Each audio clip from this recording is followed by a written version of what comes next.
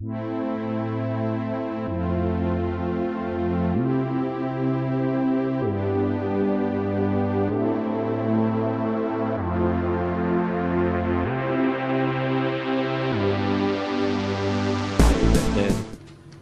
back to the South Korea 2003. My first job is to carrying out the National Technology Foresight program. That's how I involving this Foresight business since then. So today I prepared about 3 subsections, but Nandip said we have to break once. So let me try to think about how to manage the time schedules. But just trying to give some basic principles how you run or think about strategic foresight. So feel free to stop me in any time if you have questions, comment. And then I'll little bit update my slide because in the last part I'm going to introduce what has happened in South Korea in terms of STI. Because we do have the new president last May. Prior than the scheduled. So there's some reshuffling of the government structures, also some policy areas. So that's going to related with the digital economy initiatives as you have this session for this week. So Okay, so let me translate a little bit. Oh, okay. ก็ไปนะครับวันนี้ผู้เชี่ยวชาญของเราวันนี้ก็คือดร.พาร์คนะครับจากเซาท์กับเกาหลีใต้นะครับซึ่งเรารู้อยู่แล้วนะครับเรื่องของเกาหลีใต้ในเรื่องของinnovation อะไรต่างๆนะครับพี่แต่ว่าอยากจะให้ความสำคัญของหัวข้อตรงนี้ในแง่ของว่าอย่างที่บอกว่าบริษัทเราจะไปใช้ยังไงนะครับมันก็เริ่มจากอย่างดิจิทัลอีโคโนมีเราค่อนข้างใจที่เราคุยกันไว้ว่ามันจะก็กว้างใช่ไหมครับเพราะฉะนั้นเนี่ยจะนำไปสู่การ implement จริงที่แท้จริงมันก็ต้องเริ่มจากความคิดนะครับซึ่งวันนี้ก็จะมาสอนเรื่องที่เขาคุยเรื่องของ Foresight เข้าไปนะครับแล้วอยากจะฝากไว้อีกนิดนึงก็คืออย่างผมเนี่ยคุยกับคนเกาหลีบ่อยนะครับเขาเองไม่ได้ปลื้มกับสิ่งที่ผ่านมาเขาก็ยังจะพูดอยู่เสมอว่าทุกวันนี้เขาจะต้องทำอะไรปรับเปลี่ยนแผนยังไงมีปัญหาอะไรอยู่เสมอนะครับก็แปลว่าไอ้ strategic foresight พวกนี้มันไม่ใช่ว่าทำแล้วจบมันก็มีทำแล้วก็มีการเปลี่ยนแปลงอยู่เสมอโอเค All right. First part of my talk is about trying to persuade you you have to see longer terms than you usually do. Trying to explain why, trying to give some rationale of the strategic foresight. I got this slide from the World Bank site. It's a GDP of the Thailand since 2060s. So up to now, probably about more than 400 billion US dollars. But question is, what would be the next? There is a scenario 1, continued growth, hopefully, and then highly probable, I guess. And then 2 is the stagnations, you just say there. I mean, because at that time you have the big dip here during the Asian financial crisis here. And then there's number 3 is the worst scenarios, but anything is possible, I guess. I mean, what I'm trying to say is the hope is different with the realities. You have to try hard to achieve this hope. But normally people believe the 1 is the high probable, you believe, but that's not the case. This is the slide I got from the PW. Here is the South Korea. Number 13 in the world in the 2016. And then 2030s, South Korea is the one ranking down. But unfortunately, 2050s, South Korea going to be 18th in the world. But same is true, seems like. In the Thailand case, number 20 is at the moment, but as time goes on, in the 2050s, the situation got worse. So, forecast is different what you want to achieve. So which one is right or correct? I mean, definitely you don't want to do to falling down in terms of rankings. But basically, the amount of your GDP is increasing. Right now, it's the 11, it's the 17, and 27.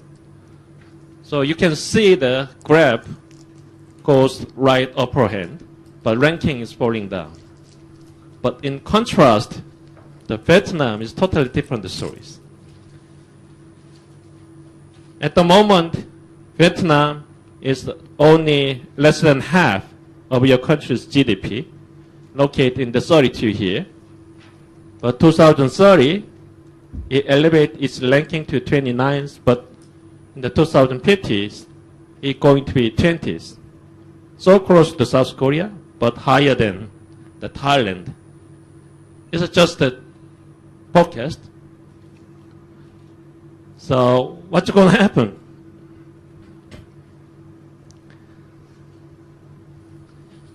Basically, the hidden assumption of this forecast is the current condition is still work until 2050s. Right now, the GDP growth for Vietnam is more than 5 to 6%, which is nearly higher than the rest of the Asian countries.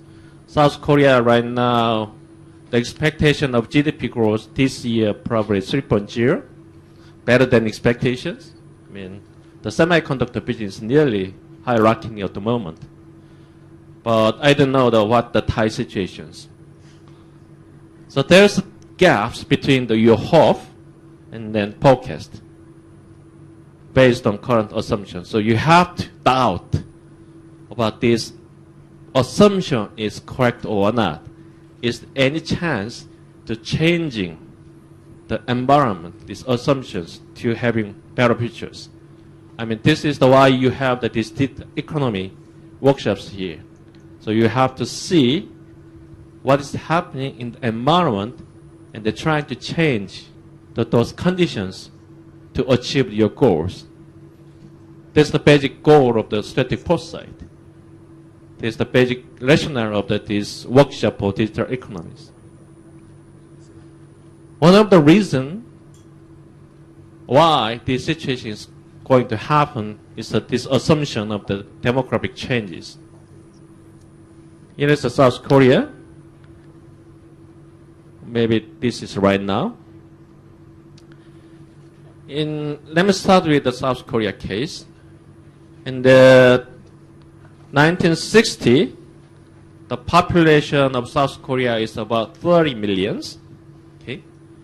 And it's going to be reached the maximum about 51 million or 51 or 53 million year 2030. But interestingly enough, 2100, we are get back to the 30,000 again. So just 1 century, almost 20 millions up and downs. But this situation is quite similar to the Thailand case. As you see here, the population in the year 1950s, about 20 millions, going up and going down. So this is the pyramid, population pyramid. There are a lot of youngsters here, but get aged here, and then finally end up like this, bell shape, pretty straight bell shape types. South Korea is the exact same. Right now, total fertility rate in South Korea is 1.18. So we are losing the populations at the moment. Last year, the population for production ages is reached the maximum and they're going down. But Vietnam case is totally different. There's almost no difference between three countries, but year 2100, they're going to reach about 110 millions, more population than Japan's. It's some kind of destiny. I mean, the people who research the population is destiny, isn't it? Huge gaps, almost 50 to 60 million population difference between Vietnam and Thailand and South Korea. So it is one of the key contributors to changing the GDPs, the labor. I'm a little surprised to find out this ones, but still, we assumed current assumptions, current conditions going to continue up to 2100 years.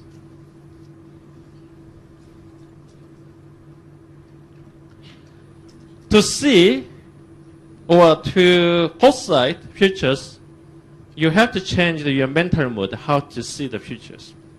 This is the Beijing model by Jim Data from University of Hawaii. He's the friend of Alvin Toffler or something like that. He's quite old, but kind of Hawaiian hippie still, I guess. He nearly liked the bike at the moment.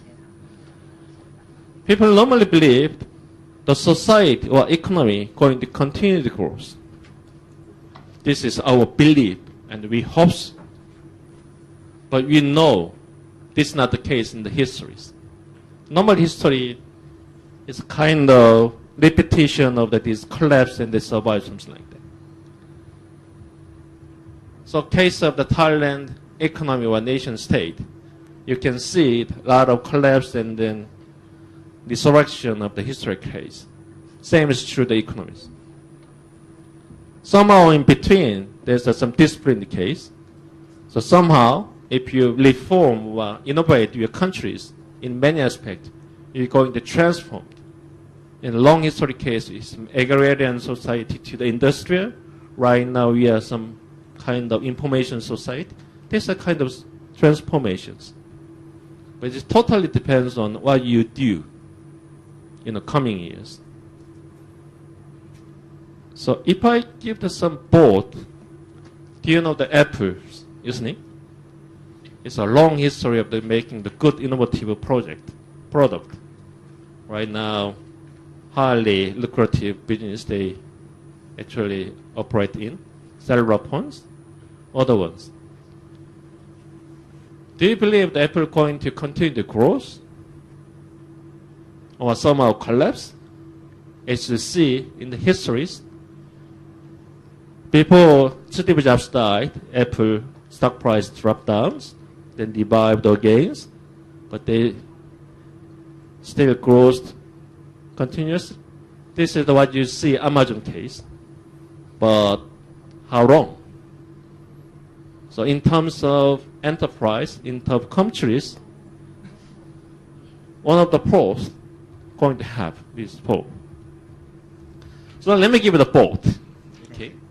How do you think about Let me translate it Sure. first and then ask them to answer your question. โอเคครับเขายกตัวอย่างให้ดูเรื่องของ strategic foresight ก็เอาค่า GDP มาให้ดูนะครับก็จะเห็นว่าเกาหลีก็จะตกลงนะครับประเทศไทยก็จะตกลงนะครับอีกประเทศหนึ่งก็คือเวียดนามจะเพิ่มมากขึ้นนะครับและในปี 2050 ก็จะแซงประเทศไทยไปได้นะครับซึ่งเขาขยายความให้ดูต่อไปว่าเหตุผลตรงนั้นน่ะก็คือเรื่องของประชากรอย่างเดียวเลยนะครับก็คือพูดง่ายๆคือทั้งเกาหลีและประเทศไทยจะคล้ายกันก็คือว่าเราจะไปกลายเป็นสังคมผู้สูงอายุนะครับก็คือคนทำงานจะน้อยลงนะครับเป็นตัวหนึ่งที่ทำให้อีโคโนมิกมันดรอปลงมานะครับในขณะเดียวกันเข้าใจว่าทางเวียดนามเนี่ยจะไม่เหมือนกันนะครับมันก็เลยพอในกราฟเมื่อกี้ก็เห็นว่าหางของเกาหลีจะสูงกว่าของประเทศไทยนะครับคราวนี้เขาก็นำเสนอ4โมเดลของอนาคตนะครับโมเดลตัวที่1ก็คือว่ามันโตไปเรื่อยๆ continue growth ก็คือโตไปเรื่อยเป็นตามนิยายเลยคือว่าอันนี้ก็มีความเป็นไปได้ยากไม่ออกมาคือโตไปเรื่อยๆไม่มีวันหยุดนะครับหรือจะเป็นแบบที่2อันนี้ส่วนใหญ่จะเห็นในธรรมชาติแม้กระทั่งเศรษฐกิจของเราคือมันโตไปสักพักหนึ่งมันจะร่วงลงมาแล้วเดี๋ยวโตใหม่แล้วก็ร่วงลงมานะครับก็คือแบบที่2ก็คือโตสักพักแล้วก็พังลงมานะครับหรือจะเป็นอย่างที่3ก็คือโตไปลดลงมาหน่อยแล้วก็เสถียร stable เหมือนในยุโรปจะค่อนข้างจะนิ่งไปไม่มีอะไรเกิดขึ้นเพราะว่ามันจะนิ่งแต่ยังพอสู้ได้ก็ยังไปเรื่อยๆนะครับหรือจะเป็นอย่างที่4ก็คือมีการเปลี่ยนแปลงนะครับหาเหมือนกับหาปัจจัยในการที่จะเติบโตได้ใหม่นะครับก็จะเป็นตัวอย่างที่4คราวนี้เขาก็มีคำถามว่าทุกคนคิดว่า Apple เนี่ยรู้จัก Apple ใช่ไหมครับในโทรศัพท์มือถือเนี่ยนะครับบริษัทอันนี้พูดถึงบริษัทนะคิดว่าจะเป็น1 2 3 4นะครับyou want me to ask them to raise the hand for มีใครคิดว่าจะเป็นเบอร์1บ้าง Apple โตไปเรื่อยๆเบอร์1 no number one เบอร์สองยกเยอะๆหน่อยครับมี2-3 คนโอเคเบอร์3 4-5 คนเบอร์4โอ้เชื่อกันหมดโอเค so Okay. Let's do the same question about Samsung case. ซัมซุงโอเคเอาเหมือนกันเบอร์1ของซัมซุงนะครับอันนี้เปลี่ยนบริษัทนะฮะเปลี่ยนเป็นที่ซัมซุงนะครับคู่แข่ง Apple โอเคเบอร์1ครับยกมือขึ้นใครว่าเบอร์1ซัมซุงเบอร์2ครับเบอร์2ไม่มีเลยเบอร์3เบอร์4 I think the same yeah The problem from the South Korean perspective about Samsung is that probably we may see this one. I mean, if you go to the Japanese enterprise like Sanyo or other companies, they experience these huge dips and then stay there. Samsung is quite do the good job at the moment in terms of their portfolio. They do make semiconductor. It's called the device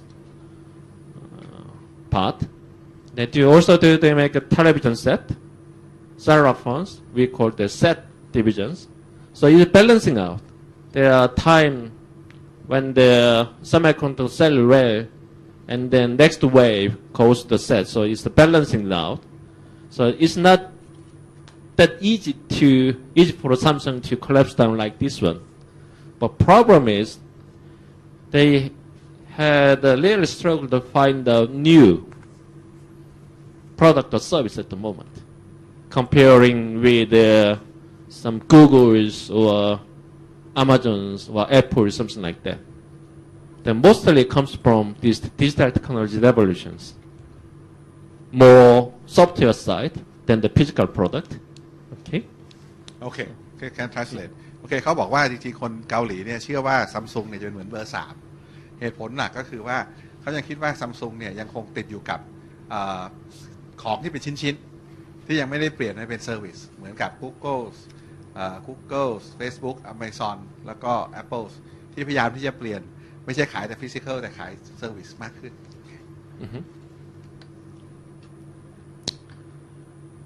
This is the typical problem of the many of the Asian companies faced at the moment compared with some Americans.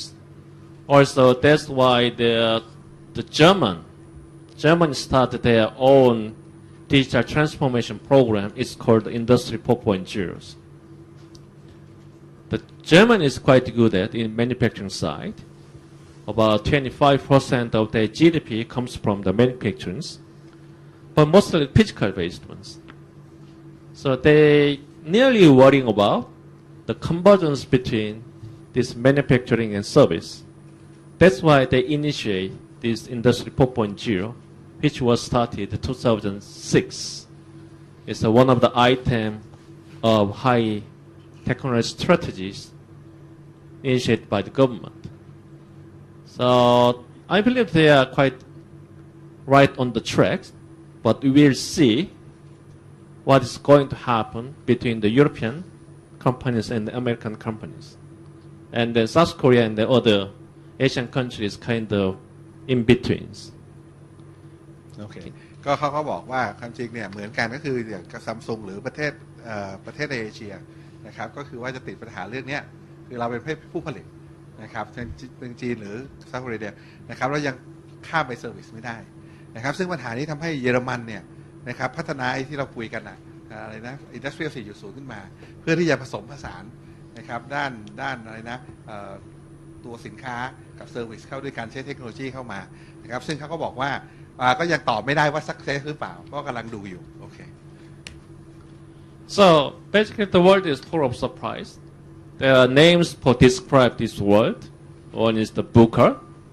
It's the acronym of the volatilities, uncertainties, complexities, ambiguity. I'm going to explain more in the following slide. But other one says it's the tuna world. Okay. It's not the pitch nations, but same, turbulent, uncertain, novel, and ambiguous. In either way, it's okay. But keyword is uncertainties and the complexities. That's why you need foresight, because the world at the moment in the future is the full of uncertainties and the complexities. So trying to explain how to deal with this one in your policy making or some decision making in the enterprise today.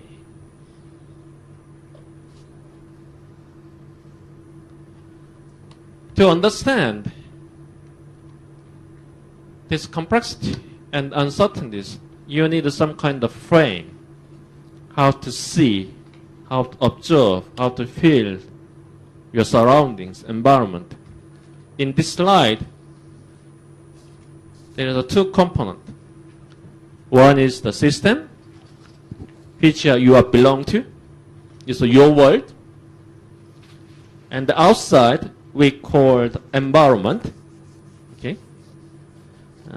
This boundary is the key problem in the system theories, but it totally just assumed there's a boundary between your system's environment. So in this figure, there are four interactions that's possible. One is L11, which interactions between someone inside of your systems and yourself. Okay? There's another interactions which L1, 2, 2 from your side to the environment. That is called planning. You're going to change the environment by your own wills or plan, something like that.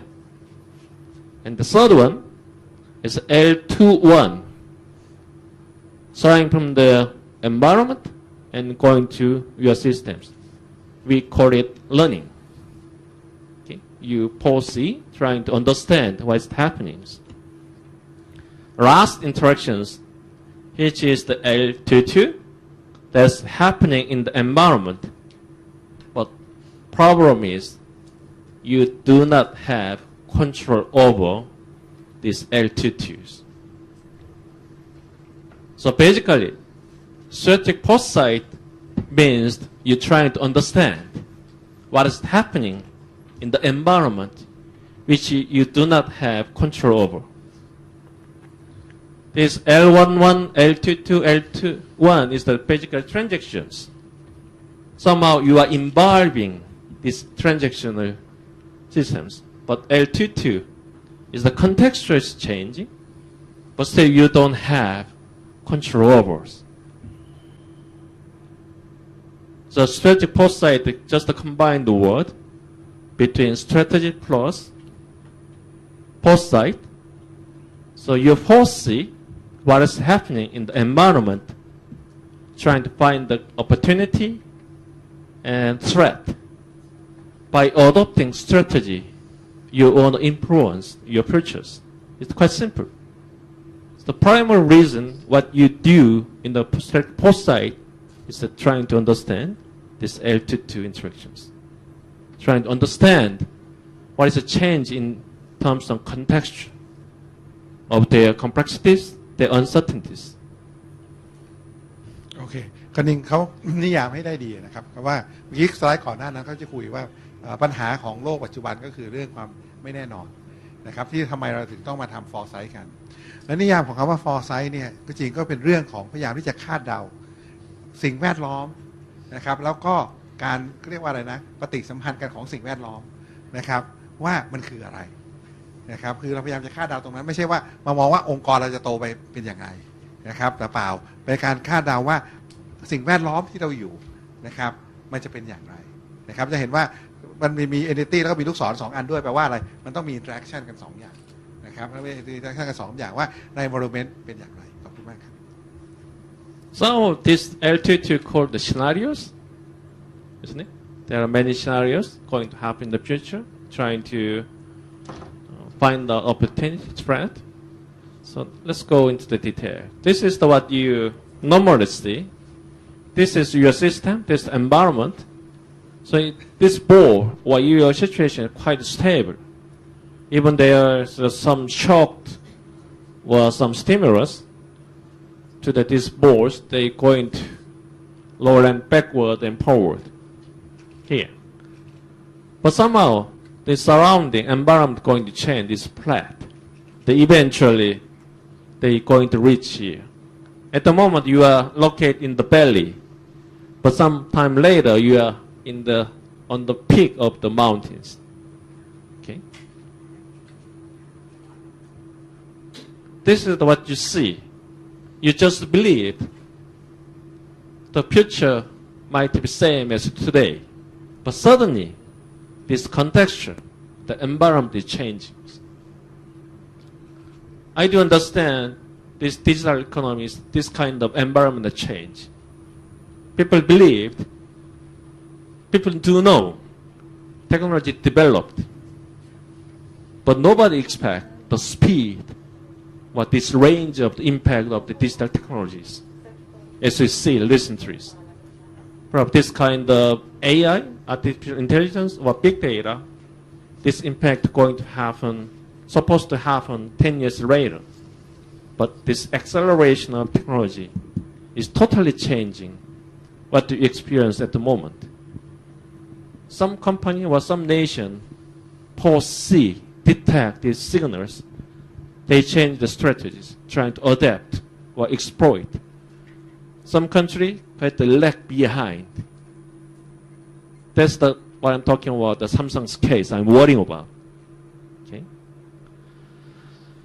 So, external environment change rapidly and unpredictably, making leaders look silly. They propose something, but quite based on older paradigms. What worked yesterday may not work tomorrow.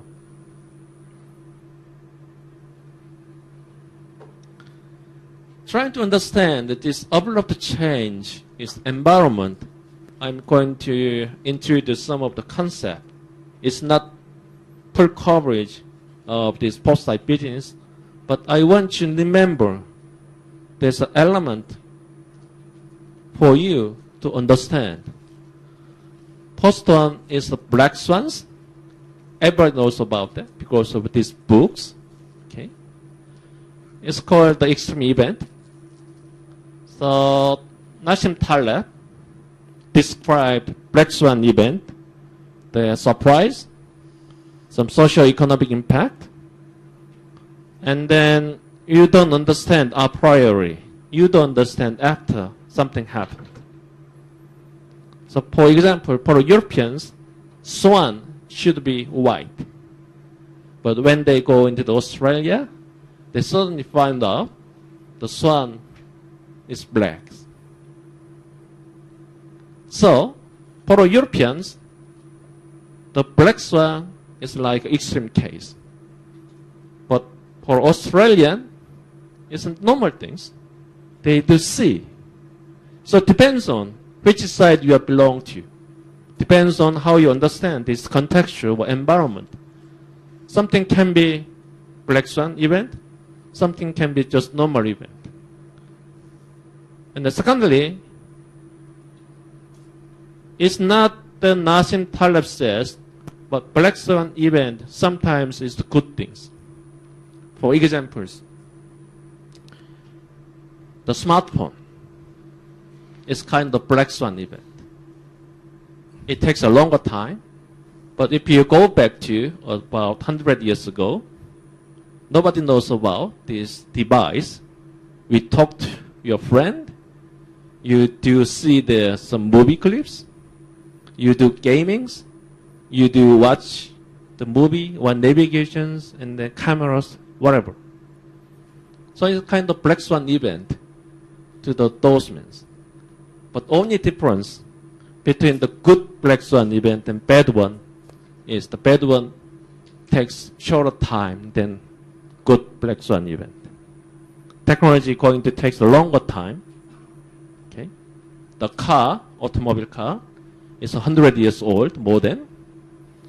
Cell phones, 2008, Apple introduced these iPhones, but about 1995, something those areas, Nokia already has those concepts. They do have one of the company who has the patent on iPhone or this smartphone at the moment. So longer time takes to having good black swan event. But bad one, it takes a matter of times. So building the house take maybe 1 year, 2 years, but destroying this house, just you need 1 day. So if you have the longer time span, there's no difference between the good and bad black swans. It's a matter of your time frames. So do not narrow it down that this definition of the black swan for bad things. Why? One of the explanation for black swan is that this is a Gaussian distribution. So if you're tossing this coin, head and tails, so each event is independent. So every time you have the head, it's a half, tail is another half. So this is the Gaussian distribution. Many of the economic theories or the social science based on these assumptions. Totally independent, totally rational decision makings. But we do know that's not the case. That's not the case.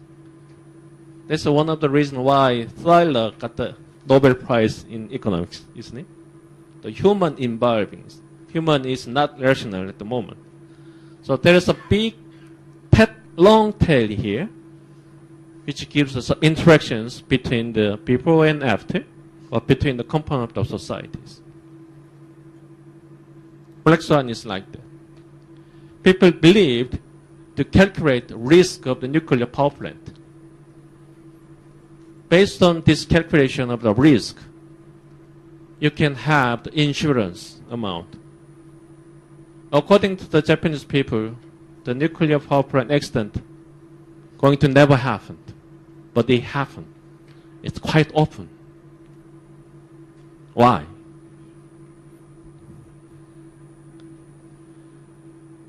This is the cool extent. Okay.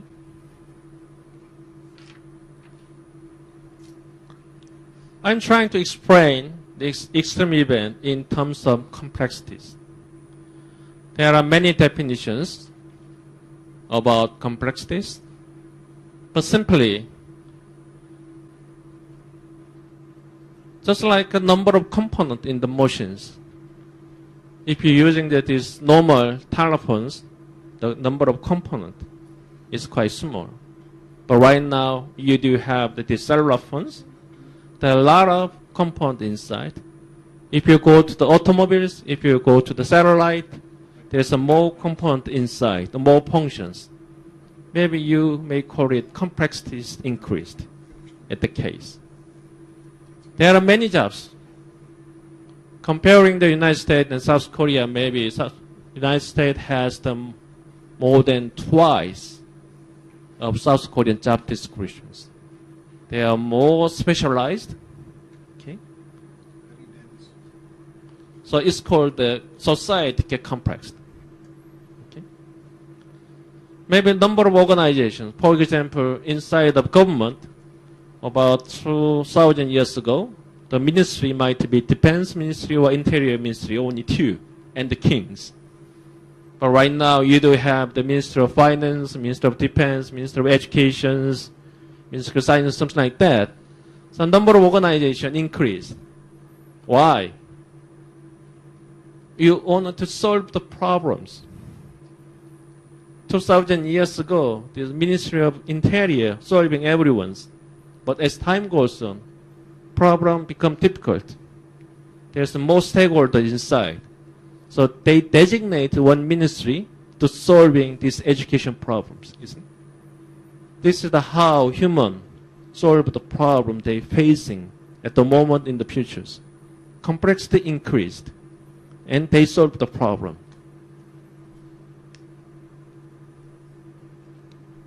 Okay. Let's be translated before you go further. เขาอธิบายปรากฏการณ์ที่เรียกว่าอะไรนะหงส์ดำอะไรเงี้ยไม่ใช่หงส์แดงนะหงส์ดำนะแต่ว่าคือเป็นปรากฏการณ์ที่เขาเรียกว่าไม่ได้เกิดขึ้นบ่อยเป็น rare case นะครับแต่ว่าเขาบอกว่ามันก็มีทั้งปรากฏการณ์ที่ดีอย่างเช่นปรากฏการณ์ที่มีโมบายโฟนนะครับถ้าไปมองว่าเมื่อ100 ปีที่แล้วมันไม่มีนี่ก็เป็นตัวที่ช่วยนะครับหรือบางครั้งก็จะมีปรากฏการณ์ที่ในเชิงที่แย่อย่างเช่นใน โรงงานนิวเคลียร์มันระเบิดมานะครับเกิดการรั่วไหลขึ้นมานะครับทั้งหลายทั้งปวงเนี่ยจริงเหตุการณ์เหล่านี้เนี่ยโอกาสที่จะเกิดโดยหลักการแล้วต่ำมากนะครับแต่มันก็เกิดนะครับขึ้นอยู่กับว่าเราจะคอยให้มันเนิ่นนานขนาดไหนว่าง่ายๆถ้าเขาบอกยิ่งให้นานก็ยิ่งเกิดนะครับอย่างเช่นมองไปอีก50 ปีจะต้องมีเทคโนโลยีใหม่เข้ามานี่เดาได้ว่ามีแน่นอนนะเพราะว่ามันเป็นไงมันนานมันจะต้องมีอะไรใหม่เข้ามาแน่นอนนะครับอะไรก็จะเกิดขึ้นได้นะครับอันนี้ปัญหาของมันก็คือว่าทำไมเราถึง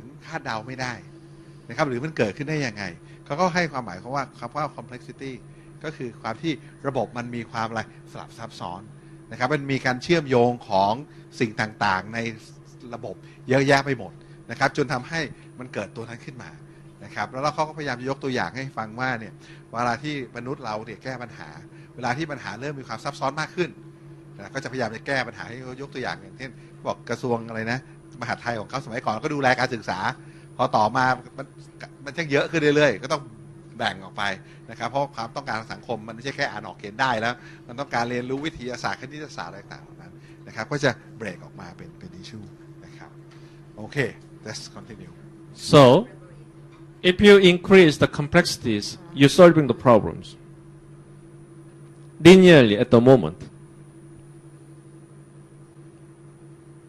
But if you put more complexities, the return is not proportional to your input. It's less than your input. The law of diminishing marginal utilities, as you see in the economic textbook, you can see these complexities.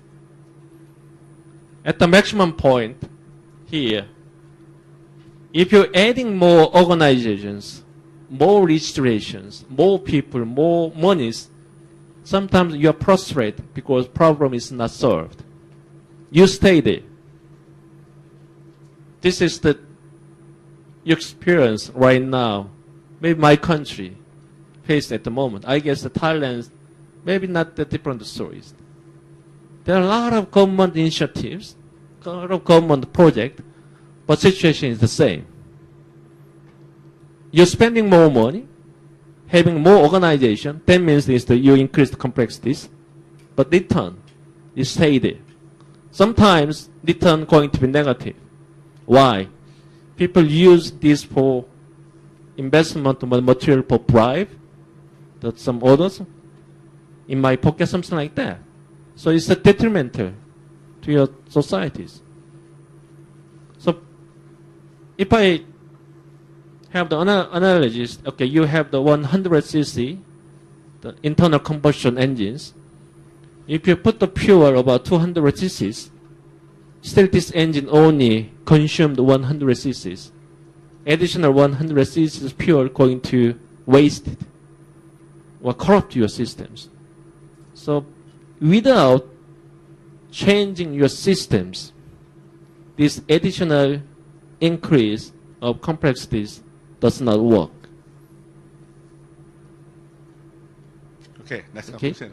Okay, ก็ขยายความอีกทีความหมายเขาว่าเหตุการณ์ของเราเนี่ยเหมือนมนุษย์เหมือนกับประเทศเนี่ยครับพอสังคมเรามันซับซ้อนขึ้นเรื่อยๆนะครับเราก็จะสร้างมีอย่างที่ยกตัวอย่างที่กระทรวงออกมาใช่ไหมแต่ก่อนกระทรวงมหาดไทยดูหมดเลยแต่หลังก็แตกขึ้นมานะครับคือไปทำให้เรามีกระทรวงทบวงกรมเยอะขึ้นเรื่อยๆนะครับนี่เป็นการสร้างอะไรความซับซ้อนให้กับระบบการจัดการภาครัฐของเราสมมตินะครับมันก็จัดการได้มันก็ดีขึ้นเรื่อยๆแต่ขณะเดียวกันมันจะดีขึ้นไม่ใช่ว่าเพิ่มไปเรื่อยๆพอมาถึงจุดหนึ่งไปไงการเพิ่มความซับซ้อนไม่ได้ช่วยอะไรนะนะครับตรงข้ามประสิทธิภาพจะแย่ลงนะครับเขายกตัวอย่างผมขอยกตัวอย่างเมืองไทยแล้วกันเหมือนกับกระทรวงศึกษานะครับโอ้โหไม่รู้ปฏิรูปการศึกษากันมากี่รอบย้ายยังไงกี่โครงสร้างนึกออกไหมแล้วเราก็จะบอกว่าการศึกษาไทยเป็นไงมันก็แย่อยู่เหมือนเดิมเพราะว่าปัญหาอะไรมันคอมเพล็กซ์เกินไปแล้วนะครับมีโครงสร้างมีสปทมีโอ้โหมันรู้มีกี่หน่วยนึกออกใช่ไหมแต่มันแก้ปัญหาได้ไหมมันแก้ไม่ได้นะครับเพราะมันเกิดความซับซ้อนเกินไปแล้วนะครับโอเค At the same line of discussions,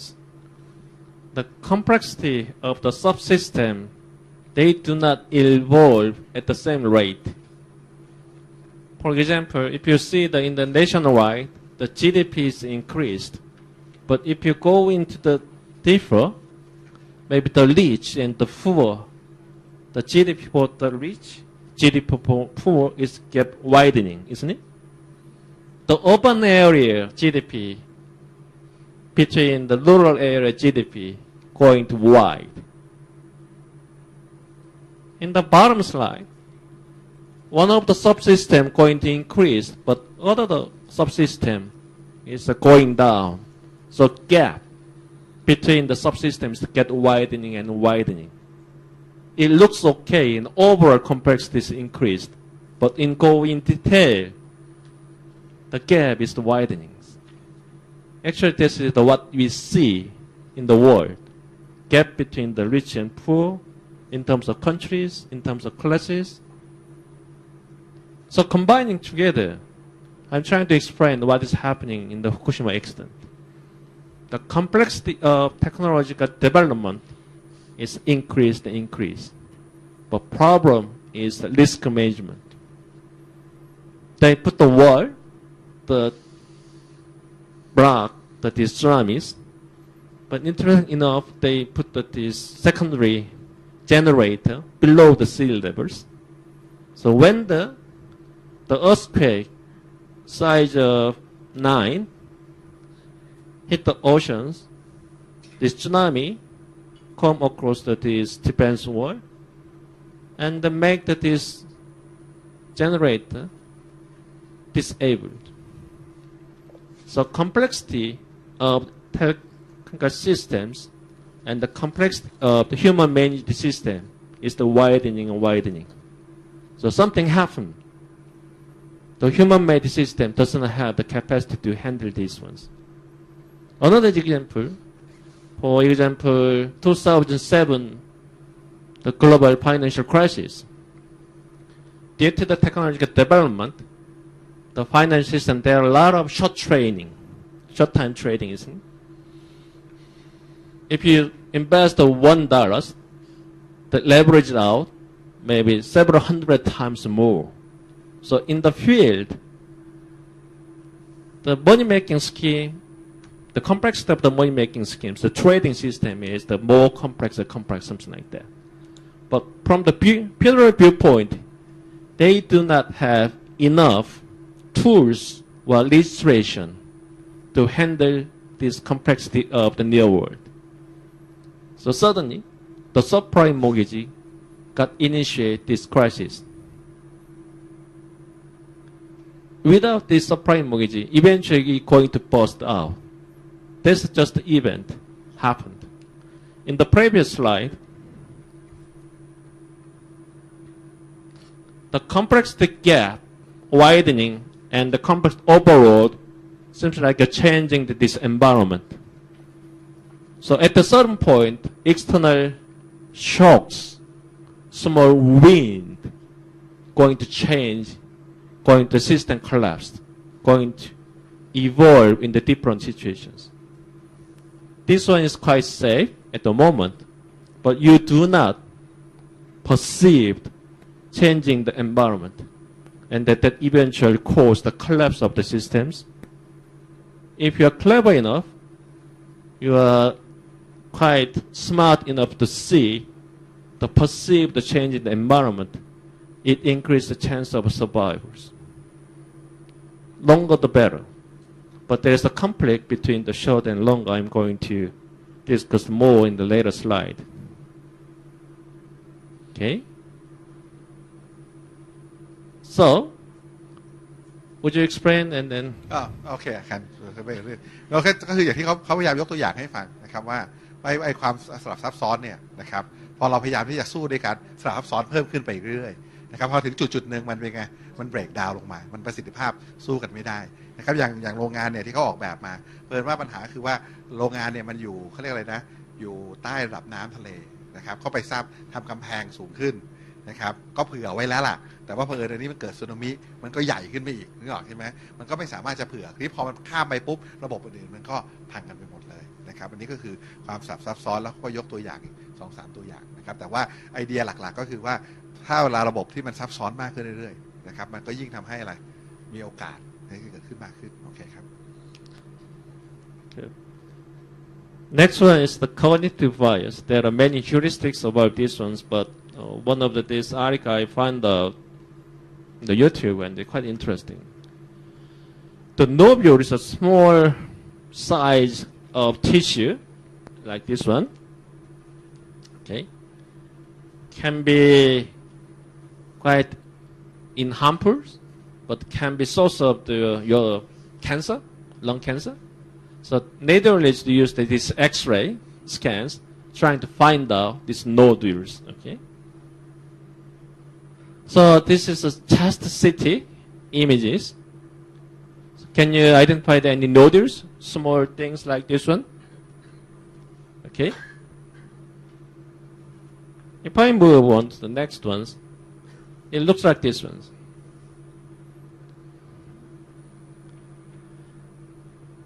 Can you identify something strange?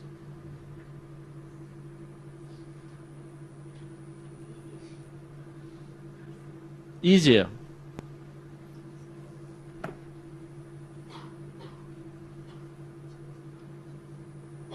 Can you see this one? What is this? Gorilla.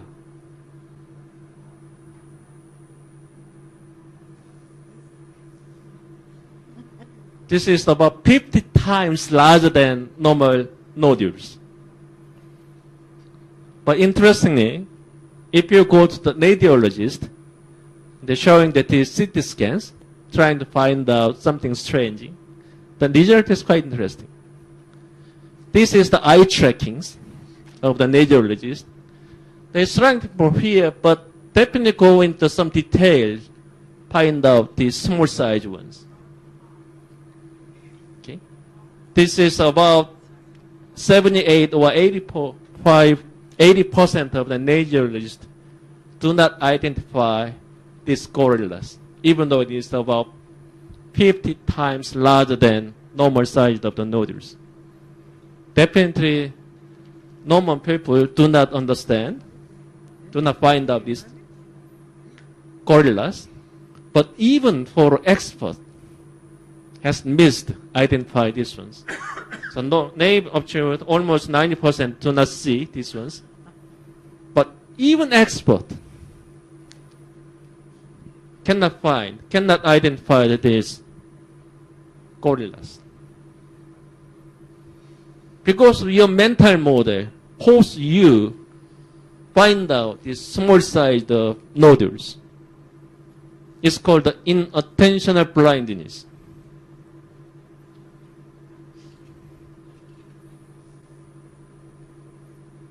This is what you be aware about, what the expert says about futures. Because they talking about futures based on their own mental models. Economists see the future in their own ways. Sociologists see the society in their own ways. But this experiment says attentional blindness is out there.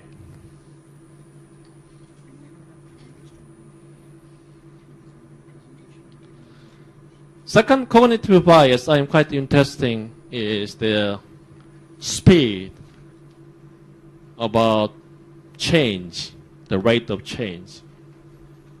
In the left-hand side, there's the fast train, the decibel in France. In South Korea, we call the KTX. We borrow the decibel and make Korean ones, so same way up. So fast train, definitely you cannot get on, surely. It's too fast. The speed might be almost 300 kilometers per hour. It's a bullet train, we call it. But in the right-hand side, it's a, how do you call that? If you go to some amusement parks, from the gate to some place, you can use this one. We call some elephant train in South Korean case. But you do, I'm quite sure you do have the similar ones. But interesting enough, for the slow trains, still you cannot ride one. Why? The next slide. For example, left side is the population changing, starting from the age 0 to the current ones, but only population growth is happened last 100 years. It's exponential growth. It's a long-term changings. But what you see is on the right-hand side. Normally, politicians see is the linear. It's the 18 to 24 months. Their time window is exactly the same as their political terms. The short-termisms get involved in these ones. So we do know something happened. For example, climate change. We do know it's near, actually happened, but takes a long, long time. So we just discard. It's not my business. Okay? My next generation is business. Every country has their own Foresight programs. I do know many of the European Foresight, national Foresight. Also, I have involving OECD, the CSTP, so Committee for the Science and Technology Policy Programs. I am the Korean delegate. They do have the government Foresight programs. But everyone in the Foresight complaining, not complaining, but they do see the politician is the problem. Not the problems, but their time window totally depends on these political cycles. South Korea is the same. We do have the president, 5 years, but one term only. Only one term only. You not able to get re-elected. The constitution says only one term only, 5 years. So their time horizon, just right after the elections, 5 years, and then shorter and shorter and shorter. They're trying to achieve just within 5 years and maximums. But many of the problems we are facing at the moment is longer than that. I mean, for example, digital economy or digital technology revolutions, I just suspect it's going to take another 10 years from now on if you want to see the widespread realizations. But they're trying to achieve too soon, too quickly. So basically, you ruin the systems. Get the complexity is the overload is happen. The gap between the two systems get wide and widening. We're stuck into some situation at the moment. Also adding that this cognitive bias make the situation worse and worse.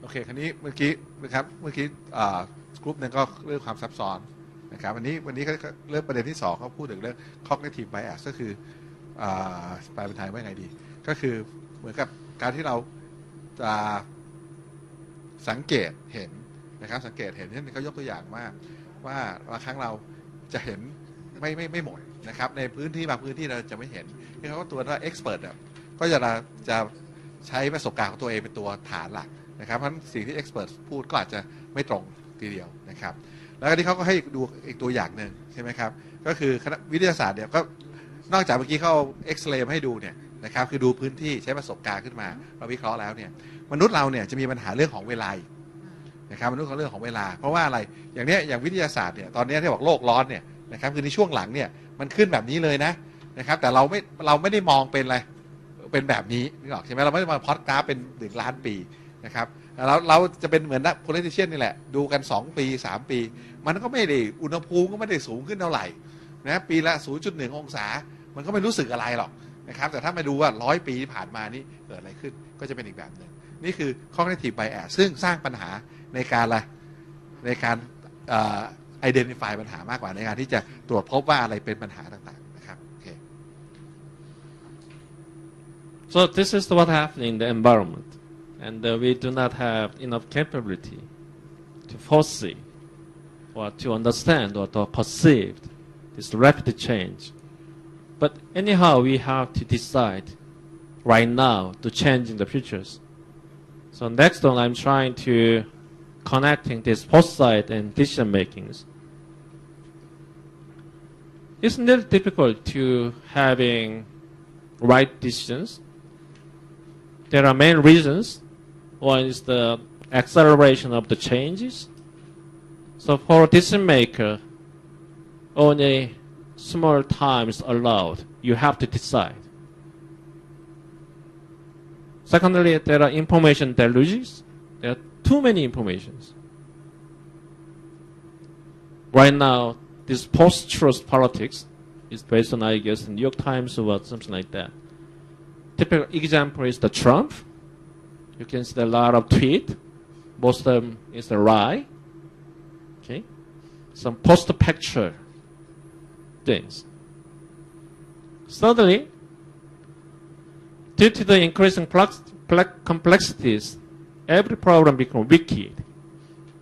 There's no right solutions, 100% solutions. So think about the current your societal problem is once your society solutions 10 years ago. But time fast, the solution become problems. South Korea, same. We do achieve economic growth based on catch-up principles. Right now, catch-up doesn't work. For example, China catch-up faster than South Korea did. We're trying to move on the post-mover, but totally different principle going to apply. Current Thai problem, I believe that is the same. It was one solution for your societies, but right now it becomes problems. The connectivity keeps the non-linear relationship, so somehow emergence you may face. At the same token, the former success formula doesn't work anymore because context is changed. Also, political short-termisms definitely prefer instant reward than long-term benefit. So everything combined together is quite to give the headache to the decision makers. This one is in the bottom. We call it the Pandora box. I got it from the European Union, some slide. There are too many informations from research, academy, industry, and even citizens. For a decision maker, they do not have enough time, enough capability to ponder about, to having sober decisions. Because they just based on limited, some averaged informations.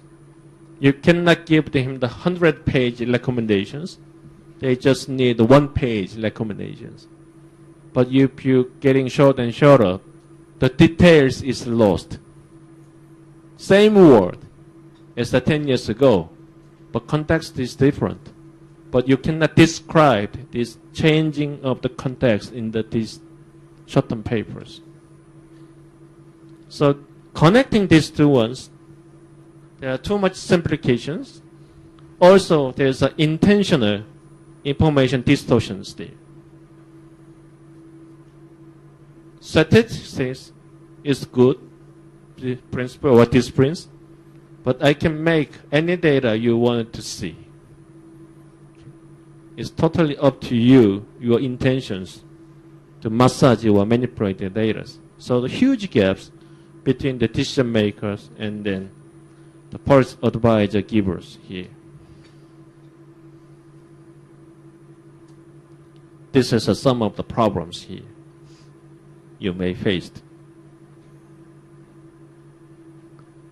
So what you do is that you're trying to do some local optimization. For a Minister of Defense, they optimize for themselves, solving problems.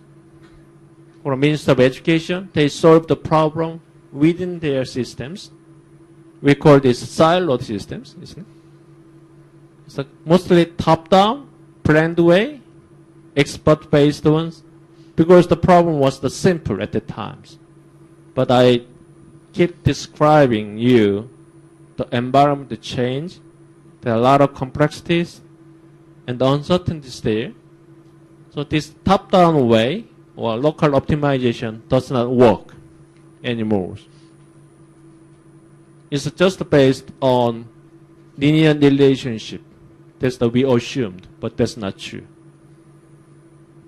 So we have to change this frame from local optimization to the search, expand running, or participating, something like that. The graph looks like just one straight way from the linear optimization to the search, but it's not that simple as it looks.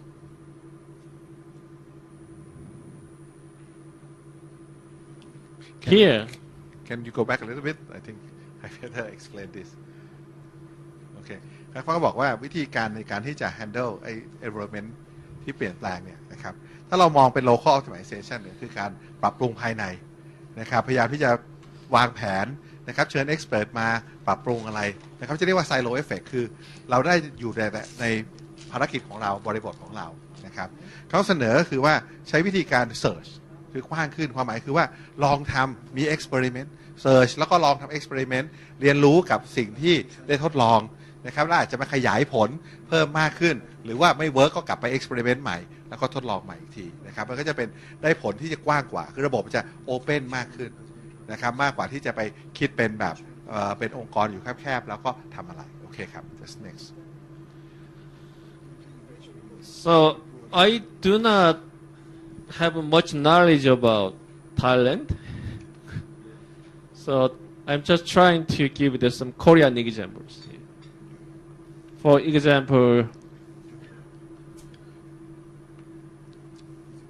in science and technology area, about 2000, there's only one ministry has run their own R&D project. No, 1980s. Okay, it's a Bureau of Science Technologies. And then government put a lot of money into the STI because that is the way to develop your country. You have to invest on these knowledge creations. And the other ministry is to jump on this R&D project. So right now, total 31 ministries or bureau has involving these R&D agencies. The complexity is deepened, okay?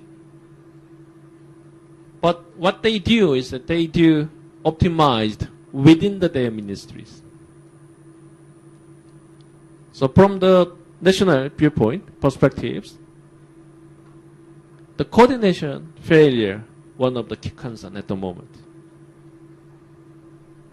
There are a lot of overlaps in terms of investment, a lot of overlaps in terms of registrations.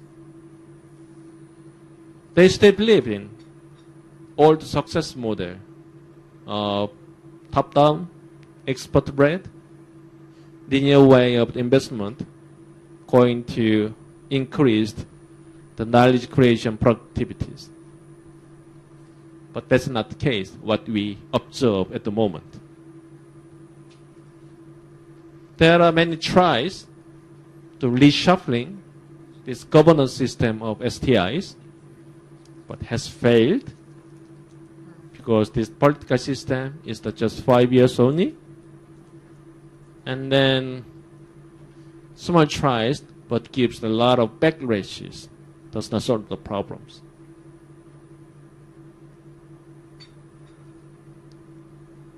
So just the one line between the local optimization to the search and commit, but it's not easy. This is the place where the strategic foresight come into play. This is just a simple definitions. Strategic foresight is a combined word, strategy and foresight. In terms of the component, there are many things, but at least 3 components is there. One is definitely you have to anticipate what is happening in the futures. So it's a discipline of the future studies. They're normally dealing with the uncertainties because you do not know that which is not happened yet, isn't it? You just guess. Secondly, normally this portion, this component is not count yet well, but participations. Every new CEO or new minister comes to place, they make their own visions. But 1 year later, new CEO comes in, he makes his own. It's keep repetition of the vision buildings. Why? Because this vision is not for the organizations. It's for himself or herself. Personal visions. So if you're talking about national ones, every people in the nation should agree on these vision buildings. What your country want to achieve or go there. Especially the participatory policy making definitely need these ones, but it's not easy. If you give me the 10 brightest people in the government, I can make a national plan for the Thailand. Normally, that's the government to do. They force the task force and they make plans. The smart people, about 10, is enough. But it's not the people's visions. It's their visions. Okay? Thirdly, the policy makings, action is the one of the key element. You don't know Alvin Toffler or John Naismith. They do published books about futures. For Alvin Toffler case, future shocks or next information society, something like that. It's the future studies. But they do not have power to achieve what they wanted to do. Policy making, especially in the current policy context, is the new things. If you dream about some desirable futures, you have to do something right now to achieve the future desirables. So three things have to combine together. But not all of them is necessary for one project. For example, this week's workshops for digital economy is about future studies. You're trying to understand what's happened in terms of digital economies. Okay? You're trying to see what is the challenges your countries, your organization face in the coming years, about 5 or 10 years. But it's not about policy makings. It belongs to the government. Some of I do know that some of you work at the government, but you have to make the law. You have to mobilize the people by investing monies. So just a part of the strategic foresight actually exercise at the moment.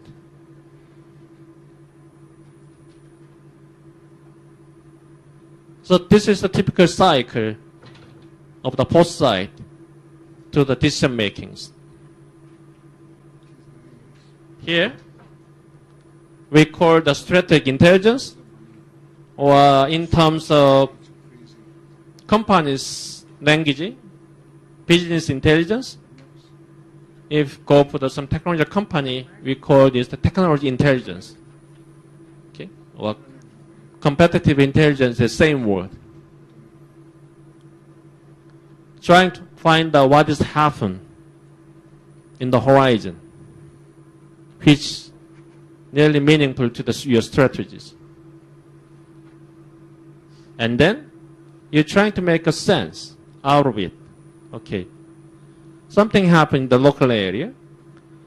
Does it make sense? Does it relevant to you? For example, in the global trend, there is some digital technology is rapidly developed. The digitization you may see at the moment, but you have to ask, does it any meaning to me any meaning to your nations, any meaning to your companies or your family, something like that. You have to make sense. It should be relevant to your purpose. And then followed by policy options and then leading to some policy makings. I'm quite sure this arrow is not guarantee you automatically connecting these 5 elements. This task is quite difficult, but connecting these 2 tasks another difficulties. Be careful, because every stage is involving different stakeholders. Each stakeholder has the different interest, different incentive system is the workings. For example, for efficiency of the government, I have to abolish one of the ministries or merge. In the upper terms, everybody agree about those ones. But in the personal level, I totally object because my job is lost. Actually, does it happen? I mean, there's always winner or loser at the surface.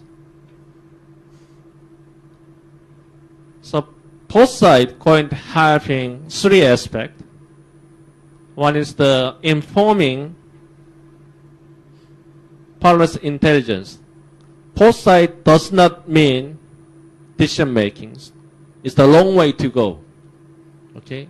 You force the future, what's happening, does not guarantee you to actually executing these ones. It's the same as if you make the report, does not guarantee for the government actually carrying out those ones. So another ones. So introduce the longer term perspectives, some new challenges, opportunities, or threat, or something uncertain. Professor, Yes. how does the sense making, how do you deal with the issue of cognitive bias and inattentional blindness in that? If I asked, okay, let me ask back, okay, what is the best way to get the future knowledge if there's 2 options? One is the expertise, and the secondly, diversities. The experience tells that you have to go for the diversity at first, trying to mix up with this expertise in the local levels. Then let them talk each other. At that point, you need some kind of frame or template or schemes to talking to each other. I do have the experience having taken a Foresight program for bioinformatics. I recruit one guy from brain scientist. He do understand how the brain works. You do have the chemical signals, it's firing, and the transfer to the electric signal into the other part. And other participant is the psychologist. He do understand brain in full set. So seems to be 1 + 1 might be sometimes 0, sometimes 10. But I nearly had the difficulty. Let them talk to each other. The language is totally different. The way of understanding how the brain works also different. So at least I need 3 months to understand what the 2 of them to own, even in the terminology case. So I strongly recommend, based on my experience, to having diversity first. But for a facilitator of the Foresight project, should have to provide.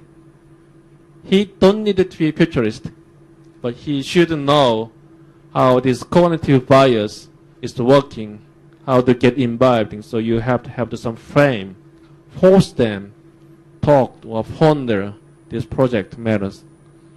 And then secondly, I do have the last slide. I mean, for example, if you go to find out some global trend report, this report normally produced by big countries, ones who have operated their colonies. Okay, for example, United States, UK. Yeah, UK is a difficult case. But and this is the one case. But another part is small country also quite active in the foresight in the governmental levels.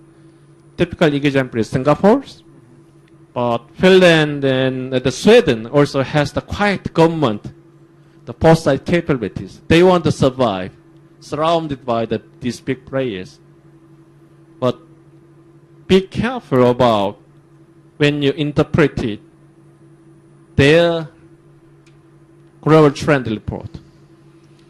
For example, if you go to the United States global trend report, there is no environment in there.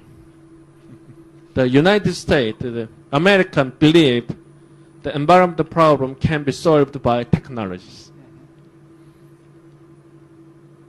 So the list of the global trend, there's no environmental problems. Even the Trump is a distracted from the party, the climate change treaties. But if you go to the European case, it's totally different stories. So be careful. Do not believe the global trend report, which is produced by these big nations. Secondly, even though there's something out there in the environment, impact on your nations or society is totally different stories. A couple of weeks ago, I went up to the Vietnams. I come to here. For Korean, we do not know where about these Southeastern Asian countries. For example, the report from the Singapore, they do have a lot of national security issues there, like terrorism or some other things. But in South Korean case, we do not worry about that much of the terror because that's just a long history of the histories and then just the one peoples we share in the common languages. So providing meaning, sense making, it totally depends on your context. Totally depends on context. Secondly, you have to asking for outsider,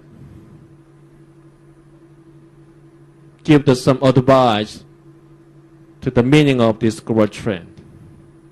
When you run these foresight ones, external view is nearly important. Internal inside has their own mindset, their own way of interpreting these signals, so be careful. But I keep saying it's quite fuzzy, but as the facilitator of the strategic foresight, there is the way to help you to understand what is happening, those ones. So facilitating, if I go for these ones, is the participatories, those ones. Hold on. Can you go back to slide? Okay. One more. One more. Okay. อันนี้เขาบอกนะครับว่า strategy foresight เนี่ยนะครับก็คือต้องมีอยู่ประมาณ3 action นะครับหนึ่งก็คือเรื่องของ future study ก็คือดูเรื่องความไม่แน่นอนที่จะต้องศึกษานะครับเป็นมิติไปนะครับตัวที่สำคัญอีก2ตัวก็คือว่า participation คือการมีส่วนร่วมนะครับมีส่วนร่วมในที่นี้หมายความว่าคือเรา foresight คนเดียวไม่พอเราต้องชักชูคนอื่นด้วยให้คนอื่นเข้ามาช่วยคิดหรืออย่างน้อยก็ต้องให้ความเห็นร่วมกันได้ไม่งั้นจะไปไม่ได้นะครับและสุดท้ายก็พอได้มีคนเข้าเห็นร่วมอะไรมันก็นำมาสู่การมี policy action เกิดขึ้นนะครับก็คือ policy making แล้วก็สร้าง action ขึ้นมา Can you move one slide please นะครับวันนี้เขาก็เลยเสนอนะครับเป็นไอเดียว่าการทำ foresight มันจะช่วยในการทำกำหนดนโยบายยังไงนะครับอันที่1ทางขวาบนใช่ไหมก็คือเรื่องของการเป็นข้อมูลนะครับเป็นข้อมูลจากผลการศึกษาเนี่ยนะครับมันให้เห็นภาพยาวๆยังไงมีอะไรที่เป็นแนวโน้มที่น่ากลัวหรือแนวโน้มที่ดีหรืออะไรก็ว่ากันไปนะครับจะเป็นข้อมูลขึ้นมานะครับแล้วเขาก็ย้ำคำว่า sense making ก็คือการ มันต้องแบบคือมันต้องไม่ยากอ่ะคือเข้าใจดูแล้วอันนี้คือปัญหาของเราจริงๆนะครับคือความจริงต้องเรียนให้ทราบอย่างยกตัวอย่างประเทศไทยเนี่ยนะเราคุยกันว่าสังคมผู้สูงอายุมาชาติหนึ่งอ่ะนึกออกใช่ไหมแต่เราไม่เคยพยายามที่จะ make sense ว่ามันคือปัญหาอะไรวะตกลงมันเป็นปัญหาอะไรใช่ไหมครับนั่นก็คือว่าหมายถึงว่าตรงนี้คือ sensing ว่าโอเคนะจะต้องทำให้เขาเห็นให้ได้ว่าเอ๊ะมันสร้างปัญหาอะไรขึ้นมานะครับเพราะพอถึงปุ๊บพอมาเข้าใจคือทุกคนเข้าใจกันแล้วว่าปัญหาคืออะไรอย่างง่ายๆเนี่ยก็ต้องมาทำการอะไร facilitate social dialogue ก็คือขยายนะครับคือ participation เมื่อกี้ที่คุยกันนะครับให้ทุกคน agree on ว่าจะต้องทำยังไงเป็นยังไงกันนะครับแล้วเสร็จแล้วก็กลายเป็นว่าพอมีนโยบายคือตอนแรกก็ test policy option ก็คือพูดง่ายๆก็คือเราบางครั้งเรายังไม่รู้ว่าจะแก้ไงก็ไปลองเทสโยนไปให้สังคมช่วยตอบช่วยคิดช่วยกระทำอะไรนะครับสุดท้ายก็ไปสู่การสร้างเป็นนโยบาย decision making ขึ้นมานะครับแล้วก็พยายามที่จะอะไร win support ก็คือพยายามที่จะให้คนมาเห็นด้วยนะครับโปรโมท commitment นะครับก็คือพยายามที่ทำให้อะไรให้สนับสนุนเป็นระยะยาวนะครับไม่ใช่ว่าเปลี่ยนกันง่ายๆนะครับก็จะเป็นลักษณะของForesight ตรงนี้โอเค sorry So this is a generic procedure of the Foresight. I mean, it depends on the consulting companies. They do have the several steps. I mean, some do have the 10 steps. Some do have the 6 steps, something like that. But basically, the 3 element is there. I mean, first one is the horizon scannings, trying to see what is to happen in the coming futures. You want to see the socio-economic changes, trend, the wildcard, something like that. So we're trying to convert information to the knowledges. The second one is the main process, is the Foresight. It's a kind of reinterpretation of the social changes on the specific context. So normally, the decision maker give you the project, okay, what is the future of the education in Thai? This is the project title of the Foresight. Horizon scanning, normally kind of constant activities or one-time activities, but normally horizon scanning is constant activities embedded into the systems. And then suddenly decision maker give you the project. Okay, what is the future of the digital economy of the Thailand? Okay, project-based ones. The final product of the Foresight normally has the vision in there, but you don't need to. But if you have the visions, definitely go into the third stages, is the strategy and action plans. So if you go to some case studies, for example, the United States, the National Intelligence Council produced Global Trend Series every 4 years. Why every 4 years? Because it's related with their elections, president elections. So suppose they report the new president-elect. Normally, November is their president elections, and after they got elected. But before the inaugurations, this NIC report, okay, you are going to govern the country for 4 years, but this is what the United States is going to face in the coming 15 years. So it's called Global Trend Report, recent treaty report about Global Trend 2035. But in there is only horizon scanning is there. They scan through all the aspects of the United States going to face coming 15 or 20 years. There's no actions, no strategy in there. 2 reasons. Because in the United States, the intelligence community does not have what they willingly not involving in decision maker. So basically, if you run this intelligence ones and they report to the president or prime ministers, probably first question you're going to have is okay, what should I do? Okay, this is the first question you're going to get from the decision makers.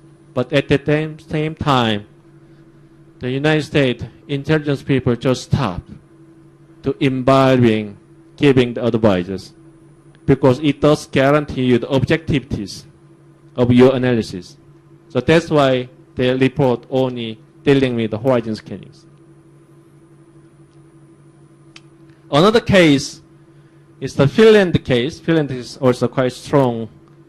The government Foresight project there, the programs in there, is the normally number carried out by the Ministry of Economy or Labor, helping with the Prime Ministers. But in the Parliament, they do have the Committee for the Futures. So they counteract each other. The Prime Minister has the 4-year, but if you get elected as the Prime Minister, it's a kind of become mandatory. You have to publish the Foresight report to the Parliament. It's not mandatory. Any law says you have to run the long-term perspective, vision building process to the nation. No one says. But kind of become customary since 1993. So sometimes they're covering all the subjects. Sometimes they only covering the specific project. This Finland 2030 was published, I guess, the 2013. But it involving everything. Horizon scanning, Foresight, also strategies in there. So thus the title of the report does not tell you the report has all 3 elements or only 1 element. If I'm adding for a South Korean case, we do, in the historical case, we do have the 5-year economic plans since 1960s. We do not make any more, but mostly focus on this side. Because the basic strategy for South Korean economic development is catch up. Catch up means you do have the models, like Japan or United States, something like that. We do have some industrial visions already out there. So in that sense, we nearly focus on the right-hand side. Even though I'm working for the Policy Institute, we call those fields like policy engineering. The problem is given already. We do know what to do to having better education system, better infrastructures, or finance systems. You have to solve the problems. But right now, situation is different because some of the problem we do not have any benchmarking case anymore. I guess Thailand is going to be similar case. Until now, you may see that some other countries benchmarking case. But right now, every problem become quite specific to your countries, isn't it? So, moving from the strategy to the horizon scanning, you have to cover all of them at the moment. So each phase can be independently carried out. And the second meaning is that quite about 5 or 10 years ago, every Foresight run by government covering all the topics. But right now, it's kind of become theme-based one, like a future of education, maybe a future of digital economy, like a theme-based one, focused on, narrow down. And the horizon scanning is right now is kind of booming, every government. The running the Foresight and the strategy cost a lot of money, activities also. But still they want to see what is the weak signal you have to face. So they're shifting a little bit the way to the horizon scanning to see what is happening outside your organizations or your countries. So they're trying to formalize these ones, make a formal process or a formal organization inside the government. I mean, definitely you do have some intelligence, the organizations for security reasons, but right now they expand toward the economics and some other technologies. So in summary of this slide, one thing is the generic procedure Foresight consists of 3 components. Each component can be independently carried out. Each one has their own values, Okay. So C, be careful about interpret the reading there some Foresight report, even though title says everything, but in detail going to be different. And thirdly, listen trend is trying to institutionalize writing scanning into the government systems, at least.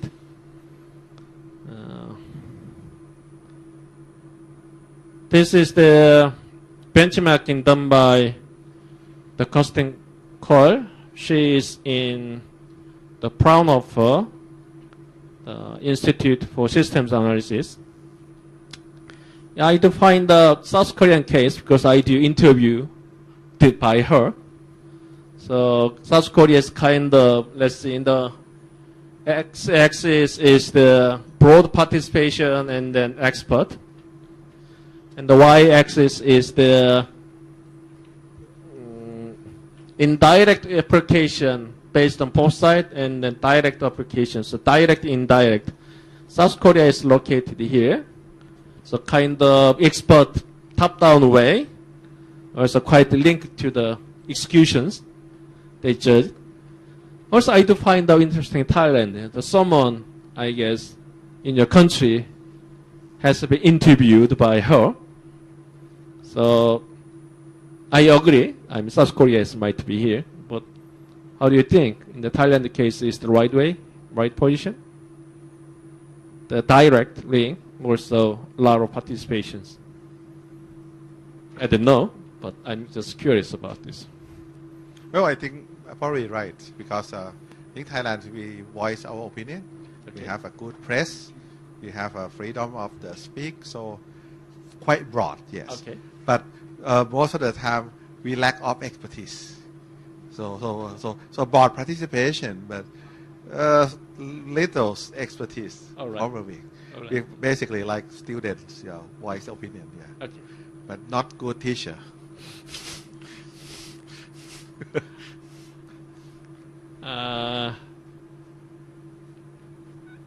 I spent about an hour and a half, I guess. So why don't we have the break until 2:45? So you do have about 12-minute break. Okay. It's okay? Yeah. Yeah, let's convene the 2:45. Thank you for your attention.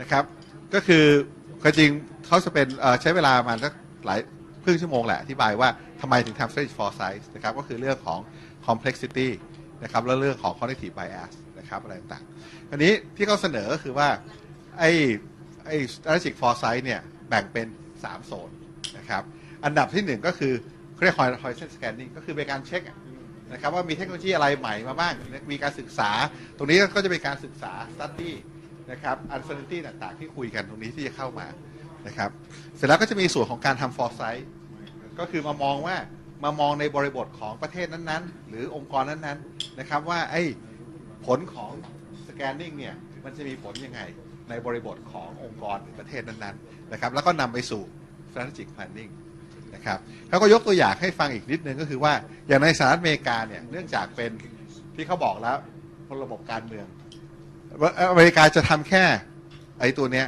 global trend ก็คือ scanning อย่างเดียวเป็นหน้าที่ของ president มา4 ปีก็ต้องไปทำเป็น foresight ขึ้นมาเองแล้วก็ทำเป็นแผนอะไรก็ว่ากันไปนะครับระยะสั้นระยะกลางระยะยาวนะครับถ้าเป็นประเทศอย่างบางประเทศอย่างเช่นฟินแลนด์อันนี้ก็ทำครบหมดเลยทำ3 ตัวนะครับวันนี้จะขยายความให้เราเข้าใจนิดนึงก็คืออย่างประเทศไทยเนี่ยเราอาจจะไม่ทำ horizon scanning หรือเปล่าเราไม่รู้แต่ว่าเรารู้กันมานานแล้วว่าอะไรครับเราจะเกิดสังคมผู้สูงอายุถูกไหมเคยได้ยินมานานไหมเพราะนั้นได้ยินมาพอสมควรนะตั้งแต่ผมจำได้ว่าตอนที่ผมกลับจากเมืองนอกเนี่ย 1.8 คนนะ2 คนออกลูก 1.8 คนทุกวันนี้เหลือ 1.2 แล้วนะสูสีกับเกาหลีเลยนึกออกไหมแต่ว่าเราไม่เคยเข้าใจว่าอะไรแล้วมันเกี่ยวอะไรกับกูวะนึกออกใช่ไหมแล้วมันจะมีผลกระทบยังไงในภาพว่าจะเป็นปัญหาใช่ไหมเพราะว่าถ้าไม่เข้าใจปัญหาตรงนี้แล้วจะนำมาสู่อะไรการแก้ตรงนี้ได้ยังไงใช่ไหมครับเพราะเราจะรู้แต่ว่ามันมีส่วนใหญ่จะได้ยินว่าโอเคธุรกิจในอนาคตต้องไปไง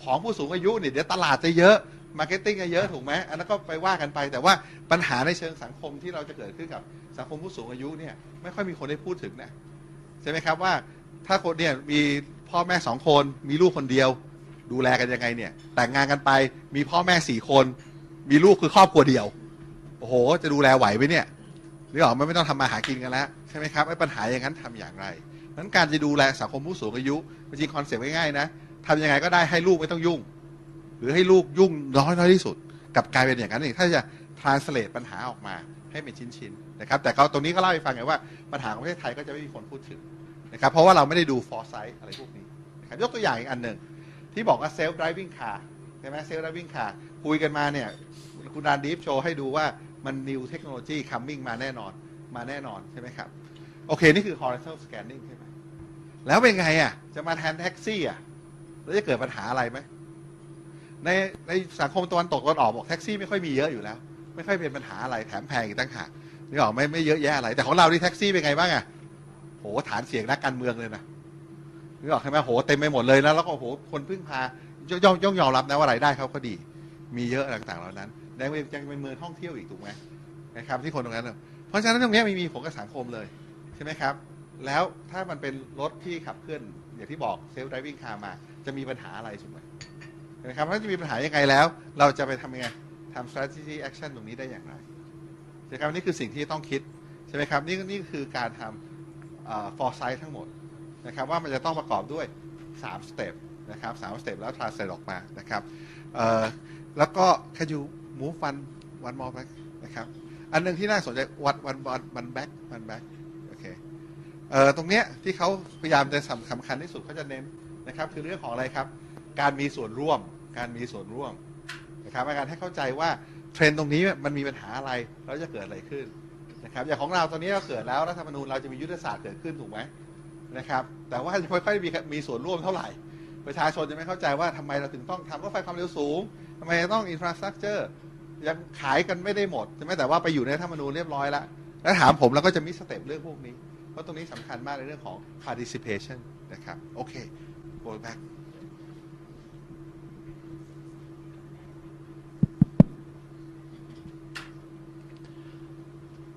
Okay, I do have an few slide because this workshop is for me like horizon scanning activities, and then trying to increase your capacity to understand foresight, and then if you get to your organization, there's a good seed for actual learning foresight ones. So horizon scanning is basically a systematic outlook to detect early sign of potential important development. There are many cases. I just trying to explain briefly. In Singapore case, the RAS, risk assessment horizon scanning, is the government-wide activities, mostly focused on security issues. Singapore case is a little bit exceptions, in terms of foresight, government-wide, it's a nearly system embedded into systems. It's signed from the prime ministers. For a Singapore case, they build their national scenario building early 1980s. The prime minister has their own strategy group. Inside of strategy group, they have the Center for Strategic Future Studies. Also, they quite invest a lot to having their own tools to see. They send email for this horizon scanning to outside. I'm the one of the recipients. I asked the government official to put my name on, but one of the interesting thing is that for me, I do not aware about what is happening in the Southeastern Asia, but this newsletter says about what the Malaysia are doing, what the Indonesia are doing, the surrounding the Singapore case, sometimes adding the North Korean problems, also India, China, which impact on future of the Singapore. So they scan a lot. They're trying to summarize about the 5 sentence. So sometimes they're sending me the text scan about technology. sometimes political things. So really interesting what's happening here. So this one is they do have the build. At least about 5 years ago, they do have this customer awareness scanning system having about 30 people, or so about $5 million case, I guess, in their project. So a lot of ones, but this one. So if you go to the College of the Civil Servant, they do have the list of some Foresight publications here. Another one is the Canada. They do have the Policy Horizon Canada under the Prime Minister office. If you type in the Google link, the Canada and the Policy Horizon,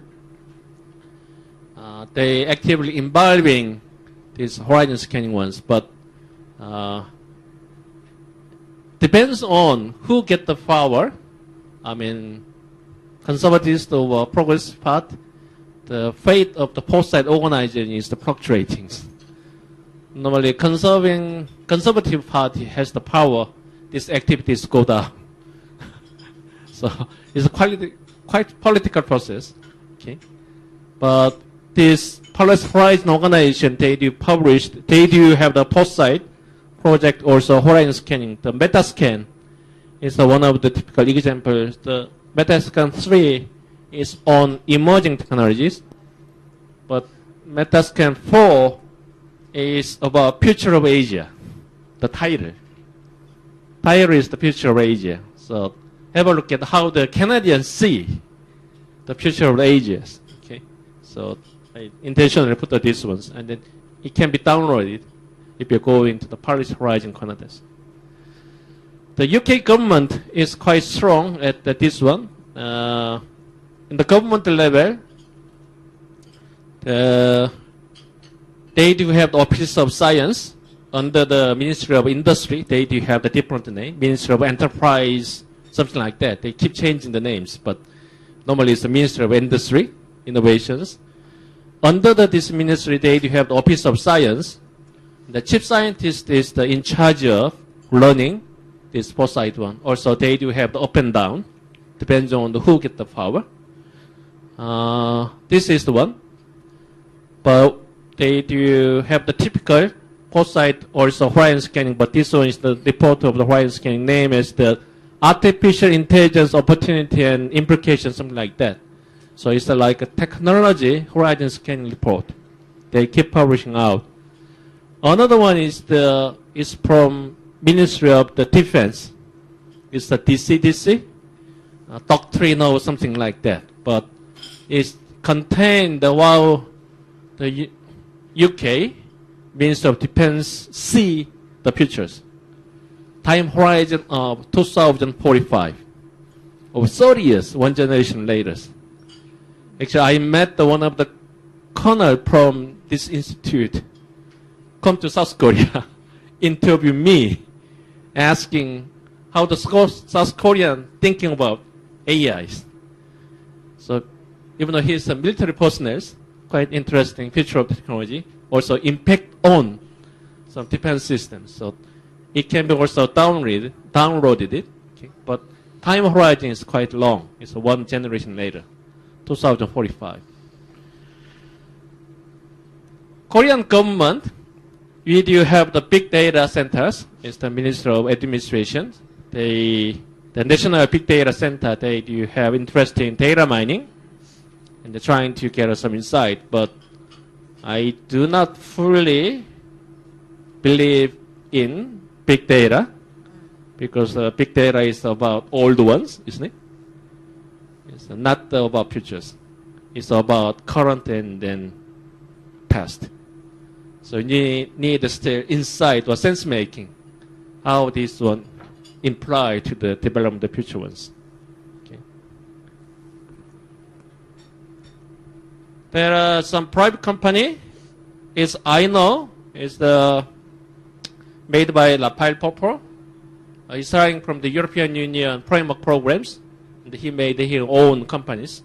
So if you go to the INO, there are a list of many categories about foreign scanning. Is that innovation, foresight, and horizon scanning community, something like that. Okay.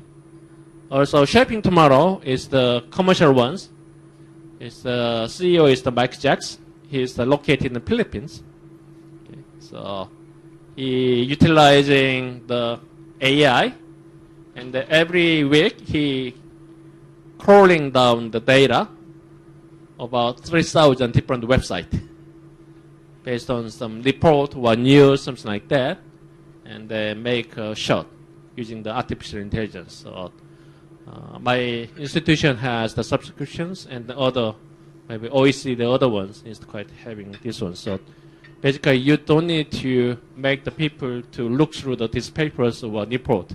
This machine can do the basic initial works. Okay, it's relatively cheap based on what they provide to us. And then some international organizations, I mean OECD, they do have the government. One is the personnel, it's the Strategic Foresight Council to the Angel Gurrier at the moment.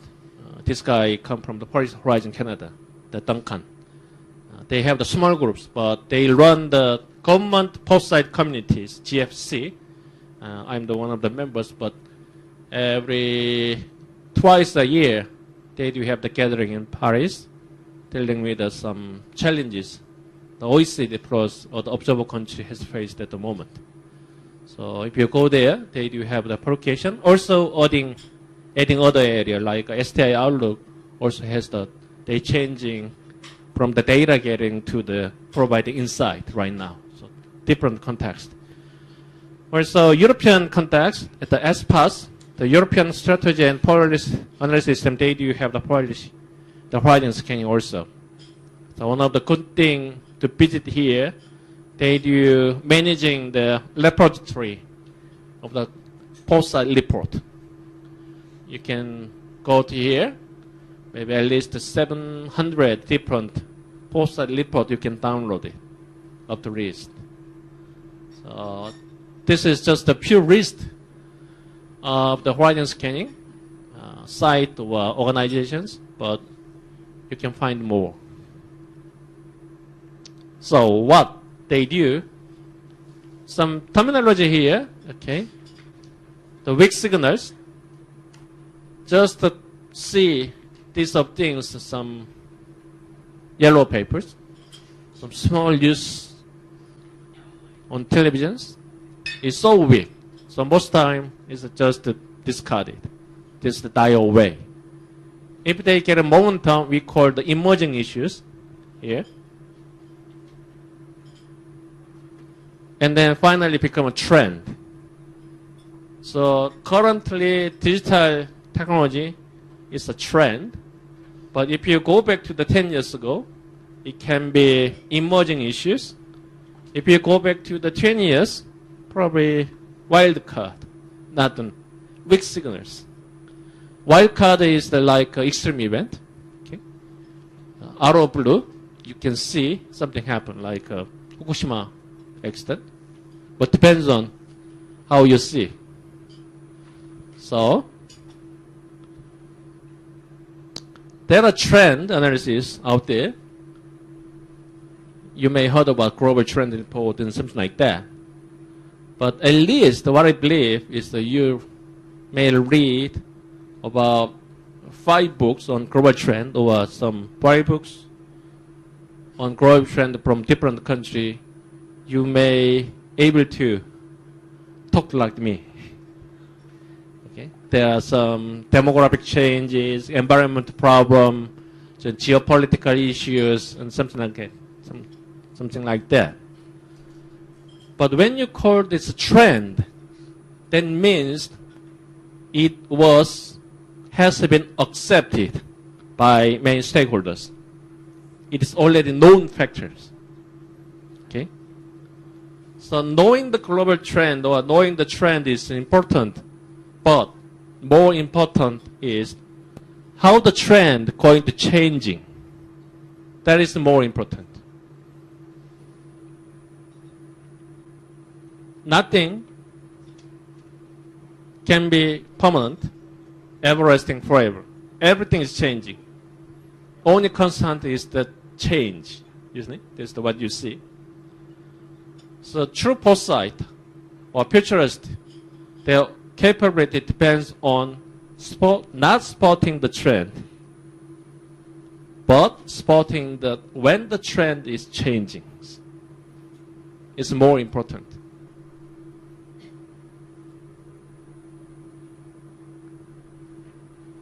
I guess that in the previous slide, I show you the demographic change of the Thailand. I do not know how the government has some family policies, but in South Korean case, the children born in 1970 is the 1 million. Okay, in South Korean case, right now is about 0.335. So 350,000 children is born every year. So down to a third compared with the 1970s. That's why we do have the total fertility rate as the 1.18. But government still have the policy to having 2 children per family until middle of 90s.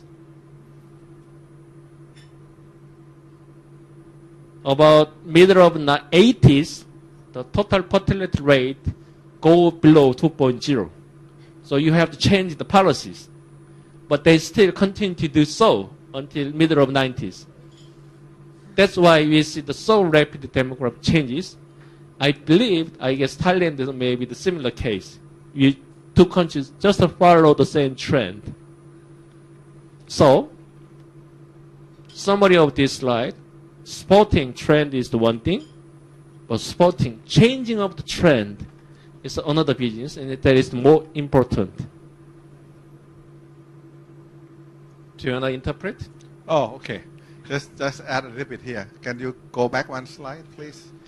โอเคนะครับเมื่อกี้ที่เขายกตัวอย่างให้ฟังนะครับว่ามันมีหลายประเทศเขาทำ horizontal scanning นะครับถ้าถามผมก็เราก็ไม่สามารถจะไปดาวน์โหลดมาศึกษาได้นะครับแล้วก็ออกมาดูว่าแต่ละที่เขามองเทคโนโลยีต่างๆกันยังไงนะครับเขาบอกว่าในรีพอร์ตเนี่ยนะครับก็จะแบ่งกลุ่มออกเป็นพวก weak signal ก็คืออาจจะเพิ่งเริ่มต้นเริ่มโผล่เข้ามานะครับแล้วก็จะมีอะไรจาก weak signal เนี่ยก็จะเป็น emerging issue นะครับคืออะไรที่เริ่ม serious แล้วนะครับเริ่มมีความเป็นไปได้สูงนะครับสุดท้ายก็มาเป็นแนวโน้มนะครับแต่แนวโน้มเนี่ยบางครั้งมันก็ไม่ได้มาเรียงแบบนี้หรอกบางครั้งก็จะมี wild card คือโผล่มาจากไหนไม่รู้เข้ามานะครับเข้ามาเป็นเรื่องใหญ่ขึ้นมานะครับก็อะไรต่างๆเหล่านี้นะครับมันก็จะมีทิศทางของมันนะครับซึ่งผมว่าตัวสไลด์เขาดีมากนะก็คือเราจะได้รู้ว่าประเทศไทยอาจจะไม่มีหรอกแต่ว่าเราก็ไปอ่านประเทศอื่นมาได้นะครับบวกกับประเทศไทยเข้าไปผมว่าเราก็ได้ความรู้ดีในการที่จะหาข้อมูลต่างๆเหล่านั้นนะครับ Can you move next slide please นะครับแล้วเขาก็พยายามจะบอกว่าสิ่งที่สำคัญที่สุดของการวิเคราะห์แนวโน้มเนี่ยไม่ใช่ว่าดูว่าตรงไหนมีเทรนด์แต่มองว่าตรงไหนมันจะเปลี่ยนนะครับถ้าใครเล่นหุ้นจะรู้เนาะมันขึ้นไปสูงสุดจะทิ้งหุ้นอย่างก็ใช่ไหมหรือจะไปบอลท็อปแบบนะครับนั่นคือไอเดียนะครับว่าจริงสิ่งที่สำคัญที่สุดในเรื่องของเทรนด์เนี่ยนะครับคือว่ารู้ว่าจุดเปลี่ยนอยู่ตรงไหนนะครับเพื่อที่จะได้ไปทำอะไรต่างๆได้นะครับแล้วเขาก็เลยยกตัวอย่างของเรื่องของสังคมผู้สูงอายุของเขานะครับซึ่งผมเองลืมพูดอะไรเมื่อกี้อย่างของเราเนี่ยที่เราคุยกันว่าประเทศไทยเนี่ยก็รู้มานานแล้วสังคมผู้สูงอายุเราไม่ค่อยทำอะไรถ้าจำได้นะตอนผมเด็กๆจะเคยได้ยินเรื่องสิงคโปร์บอกลีกุนยูนี่เป็นไงจับคนแต่งงานจัดหานึกออกใช่ไหมพยายามให้คนแต่งงานให้มีลูกนึกออกใช่ไหมเราก็ชอบแซวเขาว่ามันเป็นเผด็จการชิปเป๋งเลยสิงคโปร์นึกออกใช่ไหมแต่ที่ไหนได้ปรากฏว่าอะไรผมว่าเขา take action เนาะนะของเราไม่ค่อยทำอะไรนะครับมันก็เลยมีปัญหาอย่างนั้นโอเค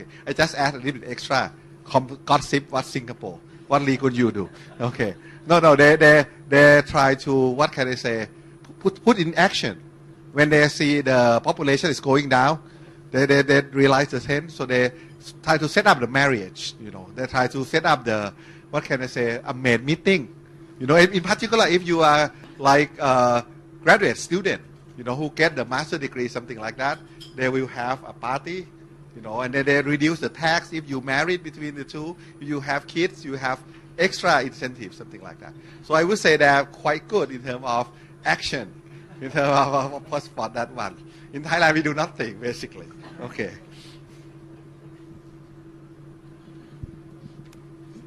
So here is the x-axis time. Currently, we accept the dominant trend, but as time goes on, some stay here, but some are just go down, go away. Isn't it? It's always. Something is just not dominant, it's the emerging and going to be dominant in the midterm futures, also die away. Third one, weak signals here, and the longer terms going to be dominant. This is the way of the nature works. We just believed this one going to continue. In the first part of my talk, this continued growth is that we believed current assumptions or conditions going to last, isn't it? But that's not the case, isn't it? So it's better for you to divide the future into three categories. The short terms, horizon 1. This is the horizon 2. I guess I just cut and pasted a long spelling. Horizon 2 and horizon 3. This is the short or mid or longer terms. But when you make the strategy, what we do normally is the starting from here and extrapolating to horizon 2, assuming current formula is still working. But strategic foresight tell the different story. You shoot this way, starting from the horizon 1 and go to the futures far longer than, and then come back to the horizon 2. This is the area what the strategy means. This is your business as usual, short-term ones, maybe 1 or 2 years, less than 3 years. This might be longer than your terms, maybe 10 years, 30 years. So instead of starting horizon 1 and horizon 2, you have to start from the horizon 1 and then go to the long horizon 3 and have to be back to horizon 2. This is the where the strategy matter. The most importantly, this cross point, you have to be wary about. The trend is changing. Okay? So that's why horizon scan is nearly important to give the signal which point this trend is across each other's.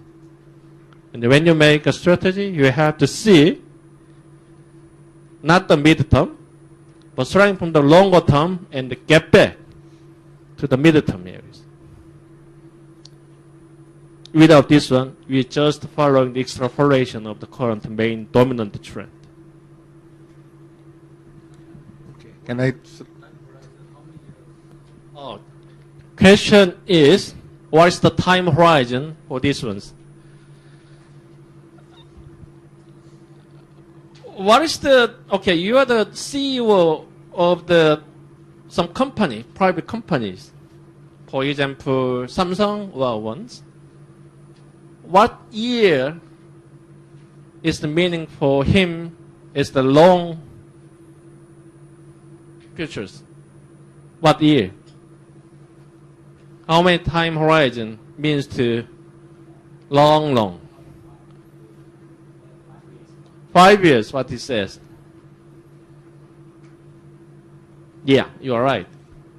For companies, 5 is the long futures. For them, short term is the less, maybe about 18 months maximum. The 3 to 5 years is the midterms. For 5 years, the long futures, never realized. But if you change the context, for a government, for long means more than 10 years, I guess. Sometimes if you're dealing with some population, demographic issues, the time horizon goes to 1 generation, 30 years. If you're dealing with some land use, something like that, 100 years. That's the case of the United Kingdoms. They do have the future of land use. Their time horizon is 100 years. Okay, let's give a little bit more examples. Okay, you are the CEO of the automobile companies, and the CEO ordered the peoples, why don't you make future of automobiles, but future of sedan is the one of topics, and the second topic is the future of the truck. My question is the time horizon for sedan might be different with the future of the trucks. How do you think? It's the same one. How long do you own this sedan? But depends on. But I'm quite sure you're driving truck longer than the sedans. So future of the truck is different with the future of sedans. That means your time horizon is different for Foresight project. So one of the, not the lure of some, but based on some experience, one of the key decision is to take the time horizon, which is depends on life cycle of the product, service, or concept. So goes on some structures or infrastructure longer, but maybe twice, 2 times or 1.5 times. But it should be longer than your term. For example, national vision building, but time horizon, let's say the term of the prime minister or president 5 years, you should go further than that. So 10 years. If you time horizon less than 5 years, we call it the planning, not the foresight. Less than 5 years, you have the power to actually execute. So this one should have the concrete action plans. We call it plannings. But foresight go further than this one, which they decide by life cycle. Normally twice or 3rd times than this one, or depends on context. This is just a little of some based on experience. Can you interpret or just? Yeah, I can continue to interpret. So อันนี้เขาแนะนำนะครับว่า time frame ในการดีไซน์เนี่ยนะครับแบ่งเป็น3ส่วนนะครับก็คือระยะสั้นระยะกลางระยะยาวเขาบอกว่าระยะสั้นเนี่ยไม่ต้องพูดถึงนะครับก็คือสิ่งที่เกิดขึ้นในปัจจุบันนะครับแต่เขาบอกว่าที่เราจะต้องดูคือไปดู long term ไกลๆนะครับแต่พอดู long term แล้วที่ไปดู foresight แล้วเนี่ยกลับเข้ามาทำ strategy ใน horizon ที่2คือตรงกลางนะครับพูดง่ายๆก็คือดูภาพรวมยาวๆนะครับแล้วกลับมาคิดว่าเราต้องทำ strategy อะไรเพื่อทำให้เกิดภาพรวมยาวๆตัวนั้นนะครับนี่คือที่มาของไอ้ลูกศรสีแดงกลับเข้ามาตรงนี้นะครับแล้วก็คุณอันดีฟก็ถามเขาว่าแล้วไอ้ time frame เนี่ยเวลาของแต่ละ horizon เป็นยังไงนะครับเขาก็บอกว่าขึ้นอยู่กับถ้าเป็นบริษัทเอกชนบอก5 ปีนี่ก็ยาวมากแล้ว horizon ที่3นะครับนะหรือบางทีก็ขึ้นอยู่กับอายุของผลิตภัณฑ์เขาบอกเขายกตัวอย่างเมื่อกี้รถซีดานก็คือรถ4 ประตูที่เราขับรถเก่งนี่แหละกับเทียบกับอะไรรถบรรทุก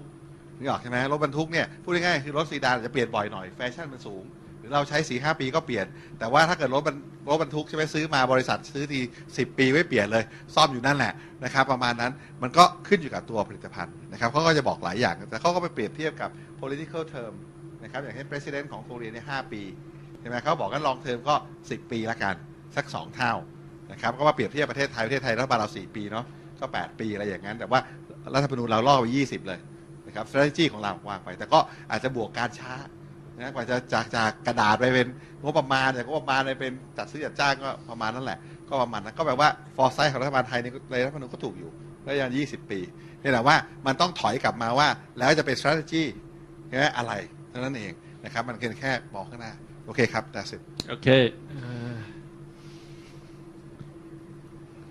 So sense making here, I mean, anyway, you are learning your own Foresight. But as I told you, your context is the matter. So some trend can be positive for you, but some trend can be negative. For example, if you have some rescue set, manufacturer of the rescue set, for example, Fukushima accident is a nearly sad thing to the Japanese people, but you own the company who make these rescue packages. It's opportunity to you. So it depends on your positions. Something can be opportunity, something can be threat. Also, you have to know down the global trend, the changing environment, make a meaning to your organizations or your project. Starting from the global trend, some Asian trend, some of the Asian trend that does not follow the global trend, definitely, isn't it? Also, Thai trend, the same. Do not just follow the global trend, but trying to make it contextualized under the UN circumstance.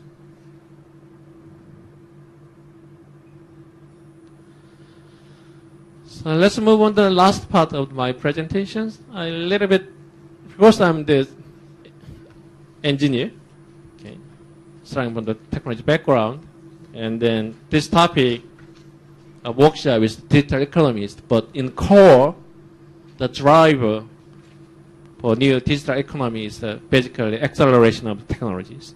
We call the digitization. Okay? Everything you can convert to 0 to 1. Originally starting from some physical ones can be converted. Right now, human activities, some cognitions changing to the 0 to 1s. So some of my idea. This is the typical example you can find in the Googles. It's the St. Peter's case in the Rome. It's a 2005. Someone has the small ones, but many of them just watching the pop, something like that. It's the 2013. What happened in between? 2007, the iPhone come to place. Just 8 years later, this is you see the tectonic change in the technological areas. It's quite normal to you right now, but if you come back to past 10 years ago, everything is new. It's an extreme event to you, to the societies. You just accept as a normal, but it's amazing, isn't it?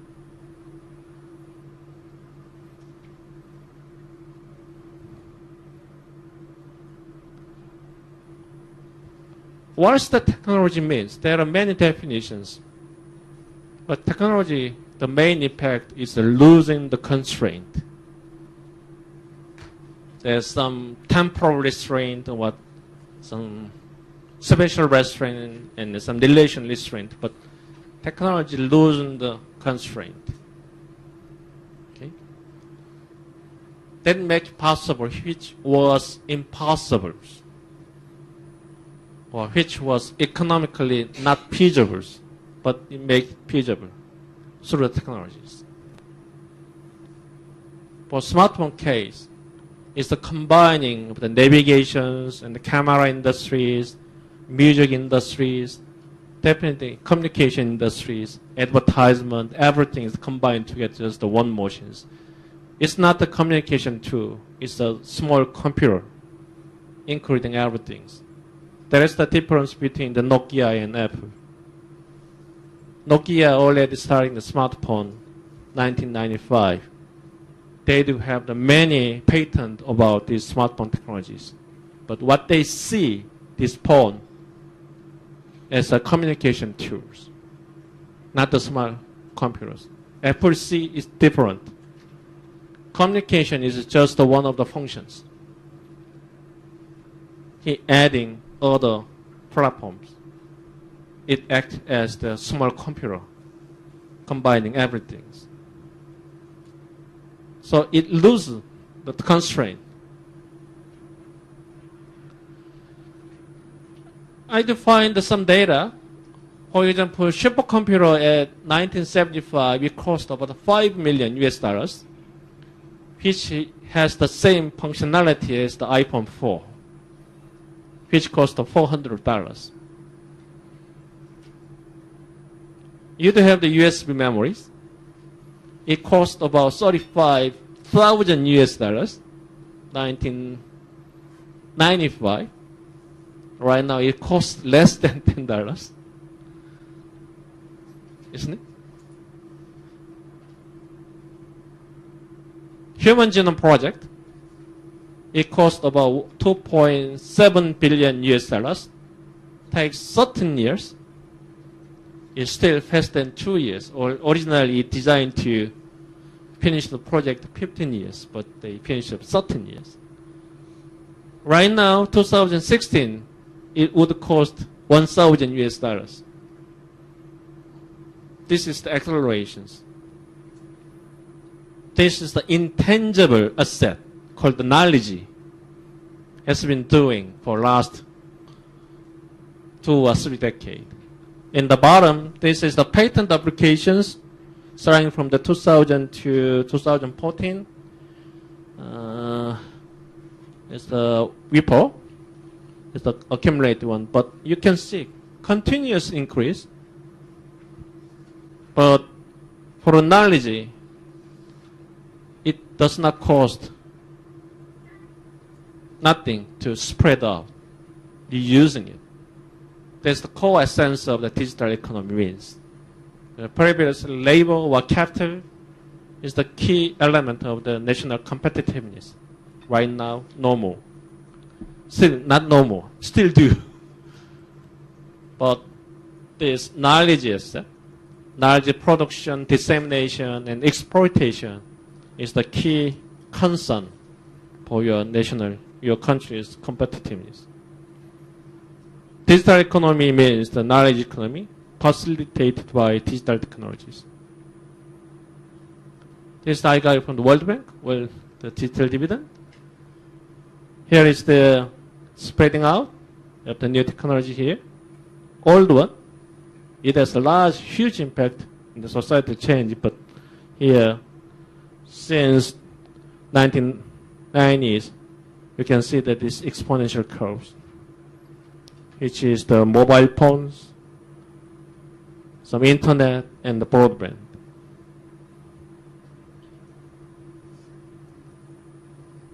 How do you explain these ones? There are many ways, but one of the way to explain is that this K wave, the Kondratiev wave. The capitalism has the waves, different period times, but is the longest one. The slide shows that there's the up and down in terms of stock price since 1800. Here, up and down. It was published in 1927 by Nikolai Kondratiev, Russian economist. And I guess he was executed by Stalin about 1930, something like that. And then Schumpeter brought this curve early 1940s, trying to explain why this kind of fluctuation happened. Originally, it's recorded by housing price, the price of the bread, other things. It's not related with any kinds of technology at the beginnings. He's the pure economist. But Schumpeter trying to explain the fluctuation of the capitalistic economy in terms of innovation.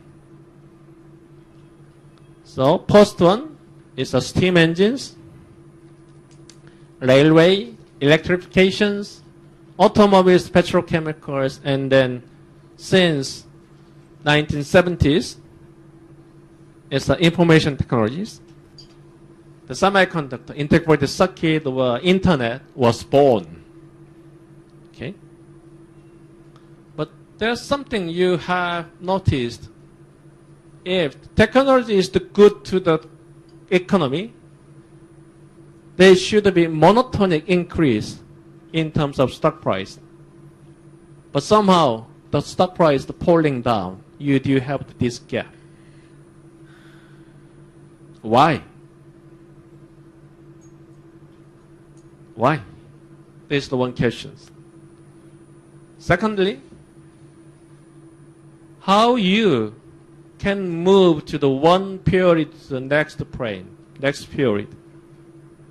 How make it short across these depressions, another key concerns. Some economists do not agree on, do not like this curve, but someone may, it's a good way to explain long ones. Some military personnel also interested. Why? Every time this curve going up, there is a war. Yeah, there is a war. If you go to NATO, they do have their publication on this long wave phenomenon. The wave is upward, the economy expand. They're trying to find the market. That's why imperialistic invasion to the small country or other ones happen in the histories. But from the outside, our side, why this deepening, the burst of the stock market happened? And secondly, it's related with this financial crisis, 2007, may have some resemblance to the other ones. So there might be possibility to go to the next wave because each wave has about time period of about 60 years, 50 to 60 years. First thing, why this one burst, the bubble burst, I should explain this ways. Normally people believed technology itself may help the economy competitive or expand. But that's not the case. Having technology, I mean creation of technology, knowledge is the one thing. But exploiting is the different stories.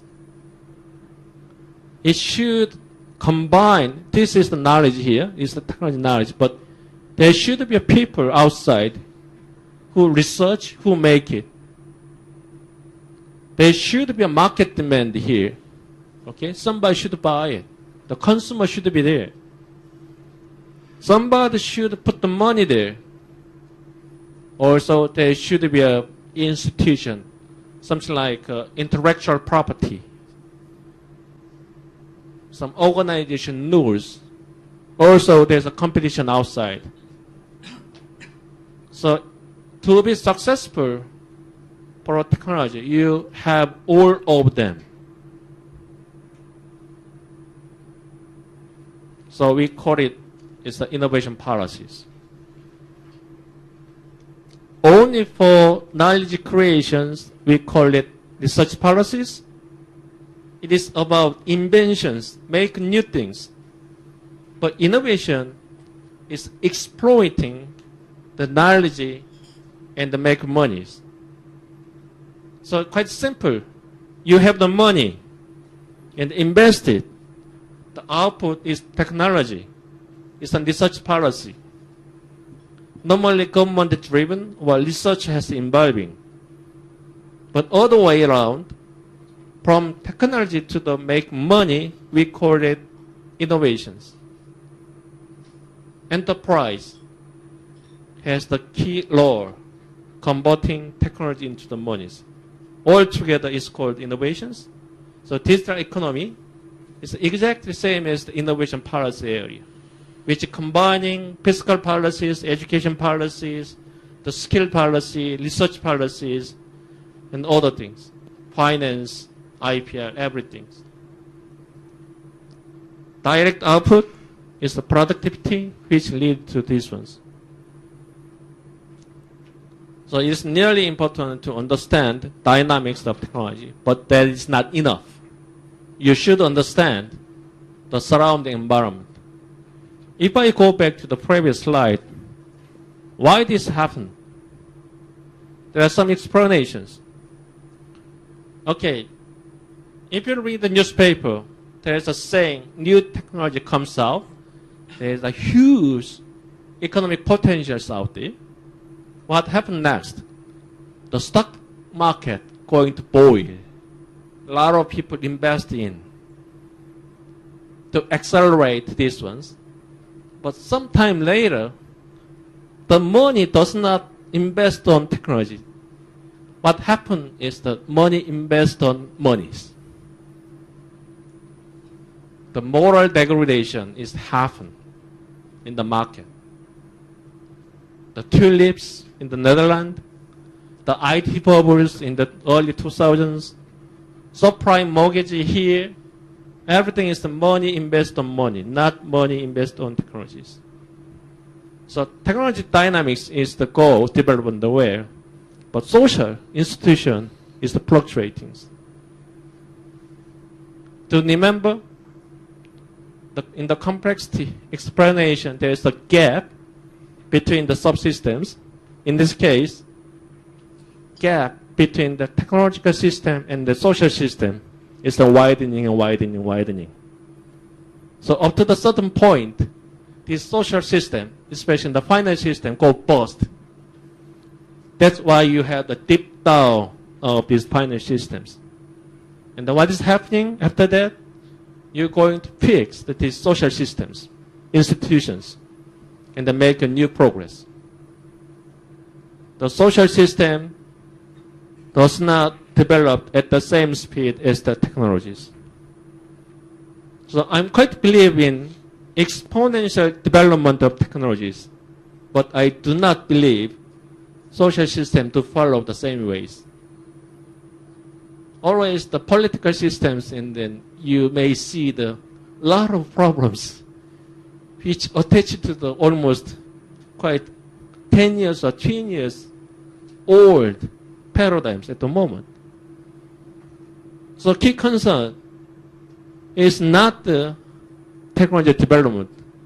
You should focus on more changing in the social systems. It should combine together. They co-evolutions we have to consider. Without those ones, the digital economy you're going to hear about these weeks is not going to happen. Digital economy means that you have to change how you dealing with the business, how you transact your things, how you educate your peoples, how you do the business. Everything you have to changing. Technology is not enough to reaching full potential of digital economies. History tells that. So, there are many cases. I already told you there is a repository to having all the report and something like that, almost 600 cases and more than that. These are a few examples. The OECD is the one of the key player. I guess the World Bank is the same. It's the new products and revolutions. Is the World Bank ones. This is the OECD Going Digital project. Metascans. In German case, it's quite interesting. I mean, I already told you, in German case, it's kind of reactive policy agenda. Originally, technological revolution in the digital technology is starting from the United States. So German feel the kind of threat because they depends on heavily on manufacturing, especially physical ones. So trying to transform their manufacturing to the upper level, combining digital technology. That's why Industry 4.0 comes out. It's originally one of the items about 10 different high-tech strategies, but they become national agendas.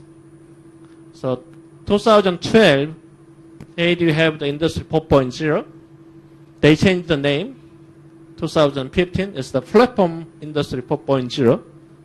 So more focus on cyber physical systems, something like that, manufacturing. But more importantly, I nearly want to focus on two of the following projects. One is the Arbeiten 4.0, is the work 4.0. Without changing in the work, nature of work, this one not going to be realized. So what I understand this one is that handled by Minister of Labor, also some union, it's a combined jobs. And then followed by Learning 4.0 is Education 4.0. So in German context, initially starting from the technology, but they combined with work and then learning and education. It come all together. Okay? The meaning, technology is not enough. You have to think about how your social systems evolve, co-evolve at the same times.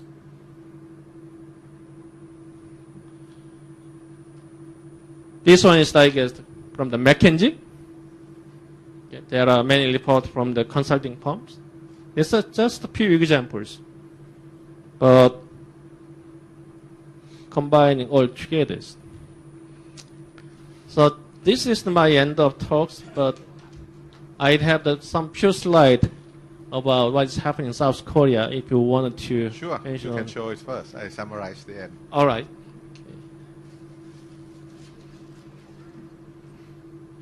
This is I already told you we do have the new president last May. So it's been 6 months. Okay. So something happened. Slide is a little bit, but first one is the export, Korean export, deep down and recoveries. The next one is the credit to the household. It's a huge, yeah. And this one is the export performance, which is leveling down. The China is the always uprising, I mean, here. But we are export driven, but it's a leveling down here. Also, credit to the household rising rapidly. This is what South Korea faced at the moment. Also, potential GDP growth is going slow down. Yeah. There are many ways to explain economic development, but typical way is the economic growth depends on labor, how many people is working. The secondly, capital, okay, the machinery, something like that. And thirdly, rest of them, we call it is the total factor productivities. Okay, it cannot be measured, but normally it's related with the technologies or innovation issues. So if I go back to the South Korea case, we do have the aging problems. So labor contribution going to be negative. For capital contributions, we do have a lot of investment last decade to having machineries. Okay? So there's some little rooms contributed by capital at the moment. The biggest decrease is that these productivities, which is related with technological development, with innovations. We are quite successful until now, kind of catching up the kind of leading countries, but moving to the next level is totally different stories. The decreasing in the potential GDP growth mostly caused by the technological development, innovation issues. I believe Thailand is the same. Your demographic change is quite similar to the South Korea. You can improve by education or skill education the quality of the labor, or you can have the more room to some capital contributions. But more importantly, this total factor contribution, productivity, comes from technology is more important to having long-term sustaining development. So somehow quite similar between two countries. They're interesting. So this is a typical slide we're trying to show. This is the how we achieved. There is a 2S curve here. Until now, some urbanizations or some industrializations. Some urbanization in South Korea is right now almost 90s. Probably Thailand a little lower than that. I mean, 90% of the Korean population living in the cities at the moment. Some fast follow strategies, some bureaucrat capable, some internalization of technologies, investment on education, also big conglomerate, one of the key components to explain Korean development. Until now. We strongly suspect this not going to sustain anymore. Probably we are worrying too much. Okay. But we are really worrying about. The statistics is quite good. But internally, the country quite become pessimistic. So, here is the problem I already told you. Demographic cliff. China is the big concern. Originally, it was the market, but right now become a competitor. Household debt. North Korea. Gosh. We don't have any tools or leverage to handle North Korea. During the lunchtime, we are talking about Pyeongchang Winter Olympics. The Olympic held just the border between North and South. Because at that place, we do have the snow. So we are quite immune to the threat or tensions. But from the outside view, it's almost about to war breaking. Oh, that's not the case. Quite different perspective on the North Korea. But big problem is we do not have leverage about North Korea. So kind of Korean discount happened. This threat. It's been almost 60 years. We are separate between North and South. So some of countries are just following, some countries are falling down here. Russia, Brazil, maybe China just following. Originally 10 years ago they are here, but going fast. Some area quite faster than. And then Japan or United Kingdom were moving to the another cycles. Normally there is some technological shocks. I'm trying to explain digital economies. There are many shocks, but definitely this digitization enabled digital economy boost up another S curve. We don't know. Following this track or following this way. But another problem to your countries, you may face the two shocks.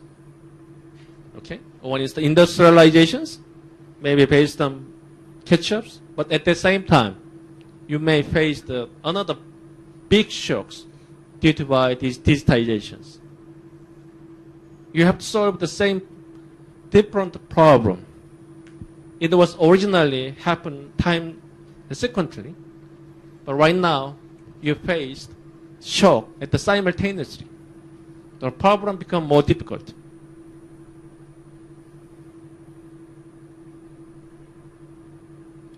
Some activities. Government about to having innovation-driven growth. First one. Secondly, they newly relaunching the Ministry of Science and ICT. Originally, they do have the name here, but this function go to the Ministry of State and Finance back. Okay. Also, the enforcement of Office of STI, Science, Technology, Innovation for Policy Coordinations. Also, we do have the new ministry. It's named Ministry of SME and Startup. It was the bureau, just the one down below, of the ministry, but we do have the ministerial level to having these ones. Formerly, it's a small and medium enterprise. Also, there are two activities. Committee for the Post-Industrial Revolution is that under President's office is newly launching, dealing with the digital economies. Also, enhancing Presidential Advisory Committee for STI, SNT. They do have the power to ex-ante evaluation of the state project programs, portfolio arrangement. So, this is what the South Korea is dealing with is digital economy or digital shocks. I guess I'm done here. Okay. So after interpretation, I get a Q&A. Well, first of all, let's okay. So now help me a little bit. Can you move the slide back up? Oh yeah. Yeah, just like go.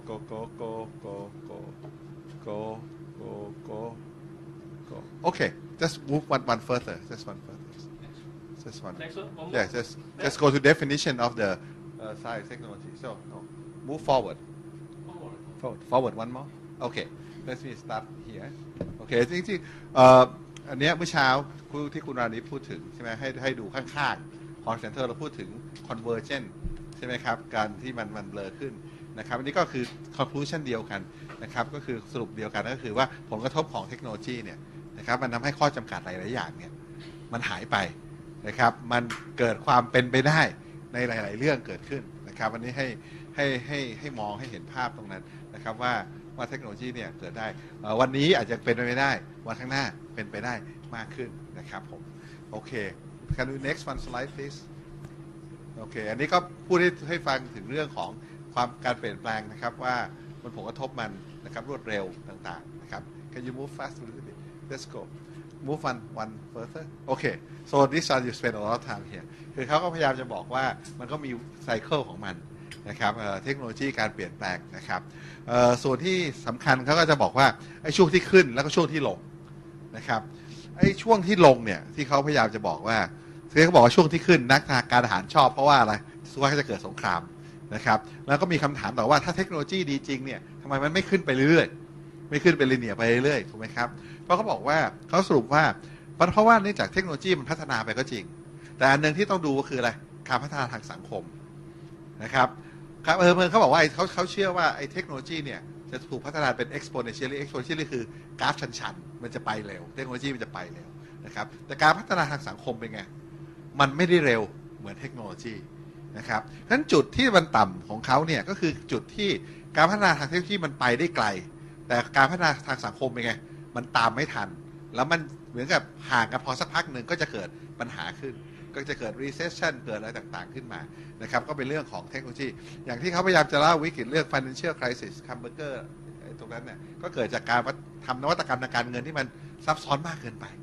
นะครับพยายามที่จะเอาเงินต่อเงินไปเรื่อยมันก็เลยเกิดบัสออกมานะครับก็จะเป็นเรื่องธรรมดาตรงนี้เพราะฉะนั้นเขาก็เลยเสนอ solution นะครับ Can you move next slide นะครับเขาบอก solution เนี่ยว่าเพราะฉะนั้นเนี่ยการพัฒนาเทคโนโลยีอะไรก็ตามเนี่ยนะครับในมุมมองของเขาเนี่ยนะครับเพื่อทำให้อะไรนะสังคมเนี่ยมันไปตามได้เนี่ยเพราะฉะนั้นก็จะต้องมีนะครับแน่นอนมีองค์ประกอบตัวแรกที่เขาไล่ว่า knowledge ก็คือนโยบายทางด้านการวิจัยแต่สุดท้ายก็ต้องมีนโยบายทางด้านอะไรครับการพัฒนาคนทักษะสกิลใช่ไหมครับต้องมีการทำนโยบายด้านอะไรด้านตลาดทำดีมานด์นะครับต้องดูเรื่องการเงินต้องดูสถาบันนะครับถึงจะรวมกันนะครับแล้วกลายเป็นอะไรเอาไปช่วยในการต่อยอด productivity ได้คือพูดง่ายๆไม่ใช่แค่นโยบายเทคโนโลยีอย่างเดียวนะครับจริงถ้าจะแปลกันง่ายๆสกิลไม่ต้องพูดถึงพัฒนาคนใช่ไหมครับเราดูว่าผมสนใจอย่างดีมานด์ในเราคุยกันเนี่ยมันเยอะออร์แกนิกไม่ออกใช่ไหมดีมานด์อยู่ตรงไหนอ่ะ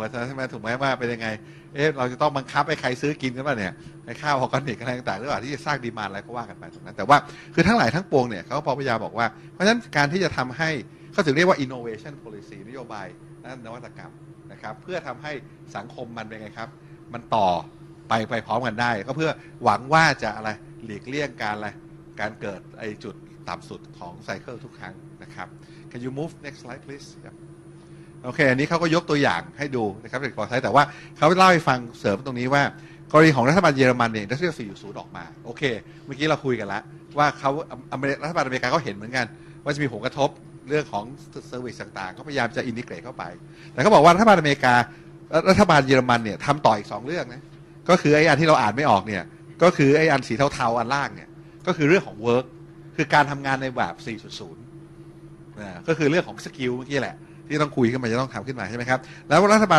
เยอรมันก็ไปดูต่อเรื่องของการเรียนรู้ก็คือไอ้ตัวที่3อันล่างเนี่ยอ่านว่าอะไรเนี่ยเลเมน 4.0 เนี่ยนะครับคือก็คือ learning การเรียนรู้ใช่ไหมครับก็คือว่าจะต้องทำต่ออีกเพราะฉะนั้นรัฐบาลเยอรมันไม่ได้จบที่รัฐเทียบ 4.0 กับต่อด้วย work 4.0 แล้วก็ learning 4.0 นะครับว่าจะต้องทำยังไงซึ่งอันนี้ก็เป็นเรื่องทางสังคมที่จะต้องต่อยอดตรงนั้นนะครับตอบโจทย์ที่เขาบอกตรงนั้นขึ้นมา Can you move next slide please Okay and then one more slide เขาก็เล่าให้ฟังถึงเกาหลีนะครับว่ากำลังอยู่ในช่วงรอยต่อยังไง Can you move next slide อันนี้เขาพยายามจะชี้ให้เห็นว่าเกาหลีเองก็มีปัญหานะครับอันนึงที่ผมชื่นชมเขาตรงนี้แหละนะครับว่าเขาพยายามจะเล่าถึงว่าปัญหาของเราประเทศไทยไม่ค่อยพูดถึงปัญหาเลยเกาหลีนี่เราว่าเจ๋งมากเนี่ย I tell you actually in Thai people we think Korean is good very good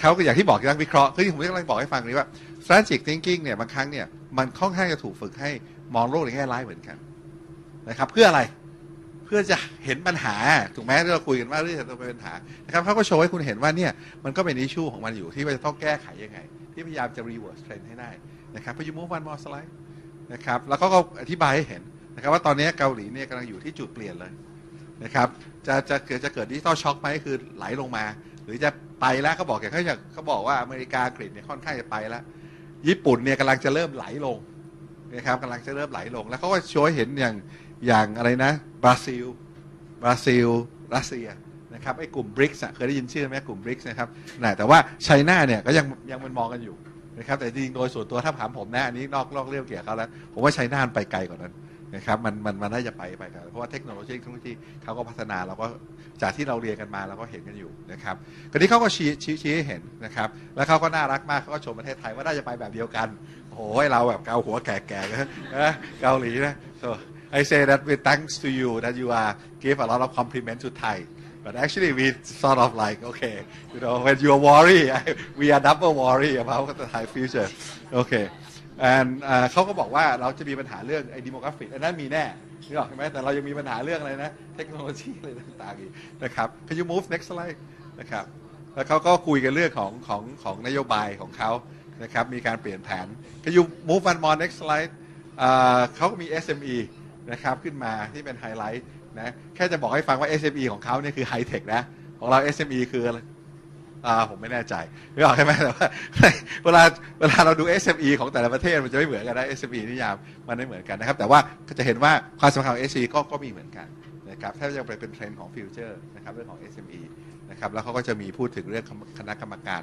ต่างๆเรื่อง funding นะครับ Did you start to add more complexity in the system Did you start to add complexity in the system now Unfortunately, no. I mean, it's quite difficult for a government to embrace the complexity in their policy makings. I guess only Singapore has tried to embrace, but most governments just based on linear-based models. Yeah, okay. Not easy. Okay. โอเคครับขอเสียงตบมือให้หน่อยครับผม Any questions or comment? มีคำถามไหมครับใช่คุณคุชมีคำถามไหมครับมีคำถามไหมคำถามอยู่นั้นถามมาก่อนครับถามภาษาอังกฤษได้เลย Thanks for your present. I just appreciate what you said about the technology system. It's not coped with the social system. They got the problem. In Thailand, we also have this problem.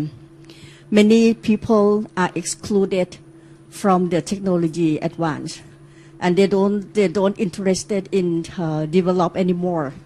And we also worried about that group of people.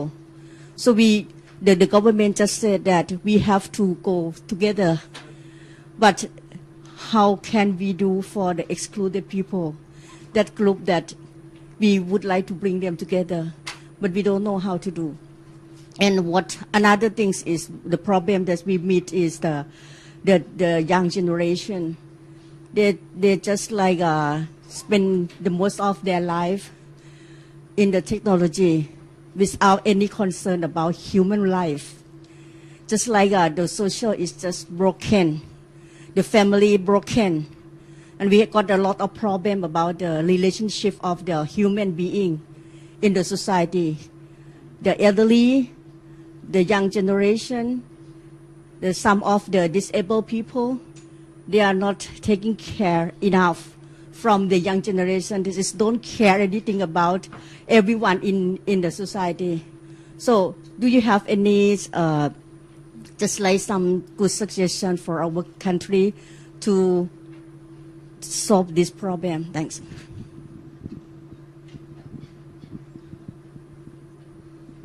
Answer is no. I mean,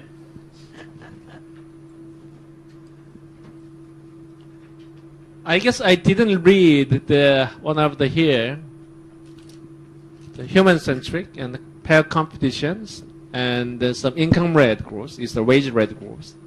The reason why the new government or the president elected was due to these reasons. The previous one is the kind of progress without any considering this inclusiveness of the societies. There are a lot of corruption, something like that. So without protest from the poor or disabled, the government will not change.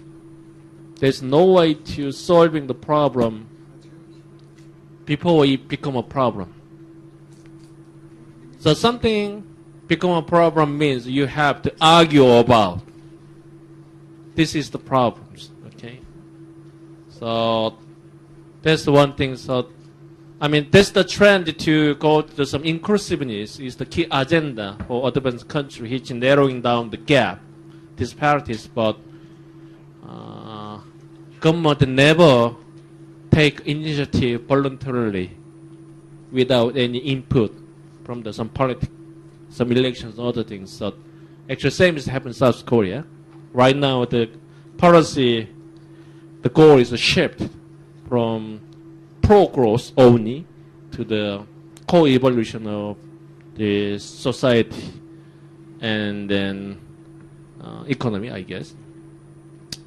Secondly, the youngsters' problems, we do see the same problems. I mean, right now, each family has only one kid at best. Some newlywed people does not want to have their own.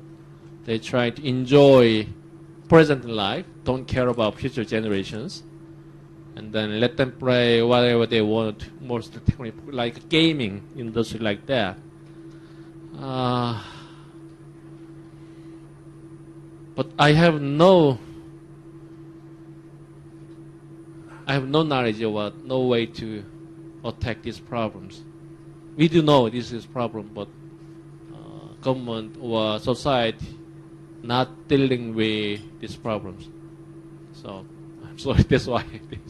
เดี๋ยวผมสรุปคำตอบเขาอีกทีจริงคำตอบเขาว่าดีนะครับเขาว่าจริงรัฐบาลเกาหลีเนี่ยก็เริ่มแล้วใช่ไหมครับที่จะไม่เน้นเรื่องของการเติบโตมากนะครับแต่พยายามจะเน้นเรื่องของเนี่ย human centric เนี่ยนะครับแล้วก็ framework condition for fair competition นะครับคือการแข่งขันอย่างยุติธรรมนะครับก็หมายถึงว่าเขาพยายามที่จะทำให้ระบบมันเขาเรียกอะไรนะถ้าเป็นศัพท์ของเราเนี่ยก็คืออะไรนะ sustainable ก็คืออะไรนะแปลเป็นไทยว่าอะไรนะการเติบโตอย่างยั่งยืนมากขึ้นนะครับนั่นคือทิศทางของรัฐบาลเกาหลีที่เขาสรุปออกมาให้นะครับส่วนปัญหาอย่างอื่นก็คล้ายๆกันนะครับ future generation หรืออะไรนะครับผมแอดต่อเข้าไปผมว่าตอนเด็กๆอ่ะพ่อผมก็ด่าผมอย่างนี้แหละว่ามันจะโตขึ้นมาทำอะไรวะนี่ก็ใช่ไหมเราก็โตขึ้นมาอย่างนี้แล้วเราก็ด่า generation ของเราต่อไปมันคงจะมีวิธีไปนะครับครับว่าแต่ว่าโอเค next question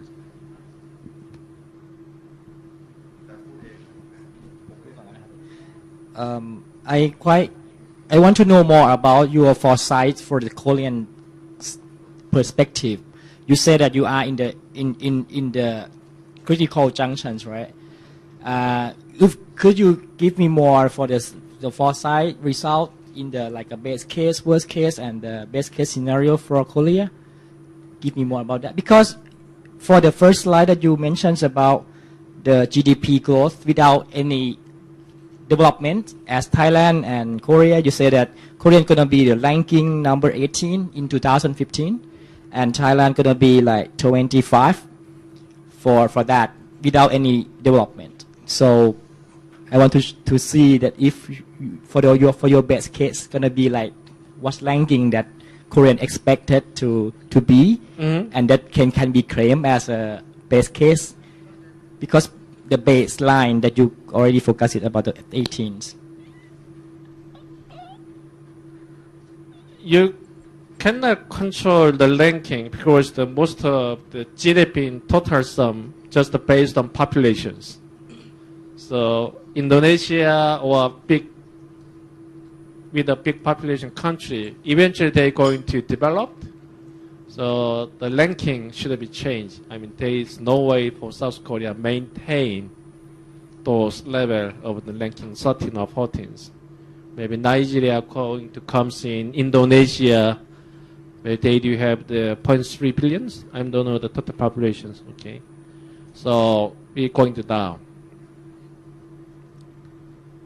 Maybe Thailand is the same. One of the biggest factor of difference between Vietnam and Thailand is the population growth. Okay, Vietnam is quite young. But to maintain the current level of the well-being, you have to have the GDP per capita. Okay, we are kind of stagnate at the moment. And then there are many ways to become growth component, but two components, the main component, capital and labor, there is no way to improve those ones. Only comes from technology itself.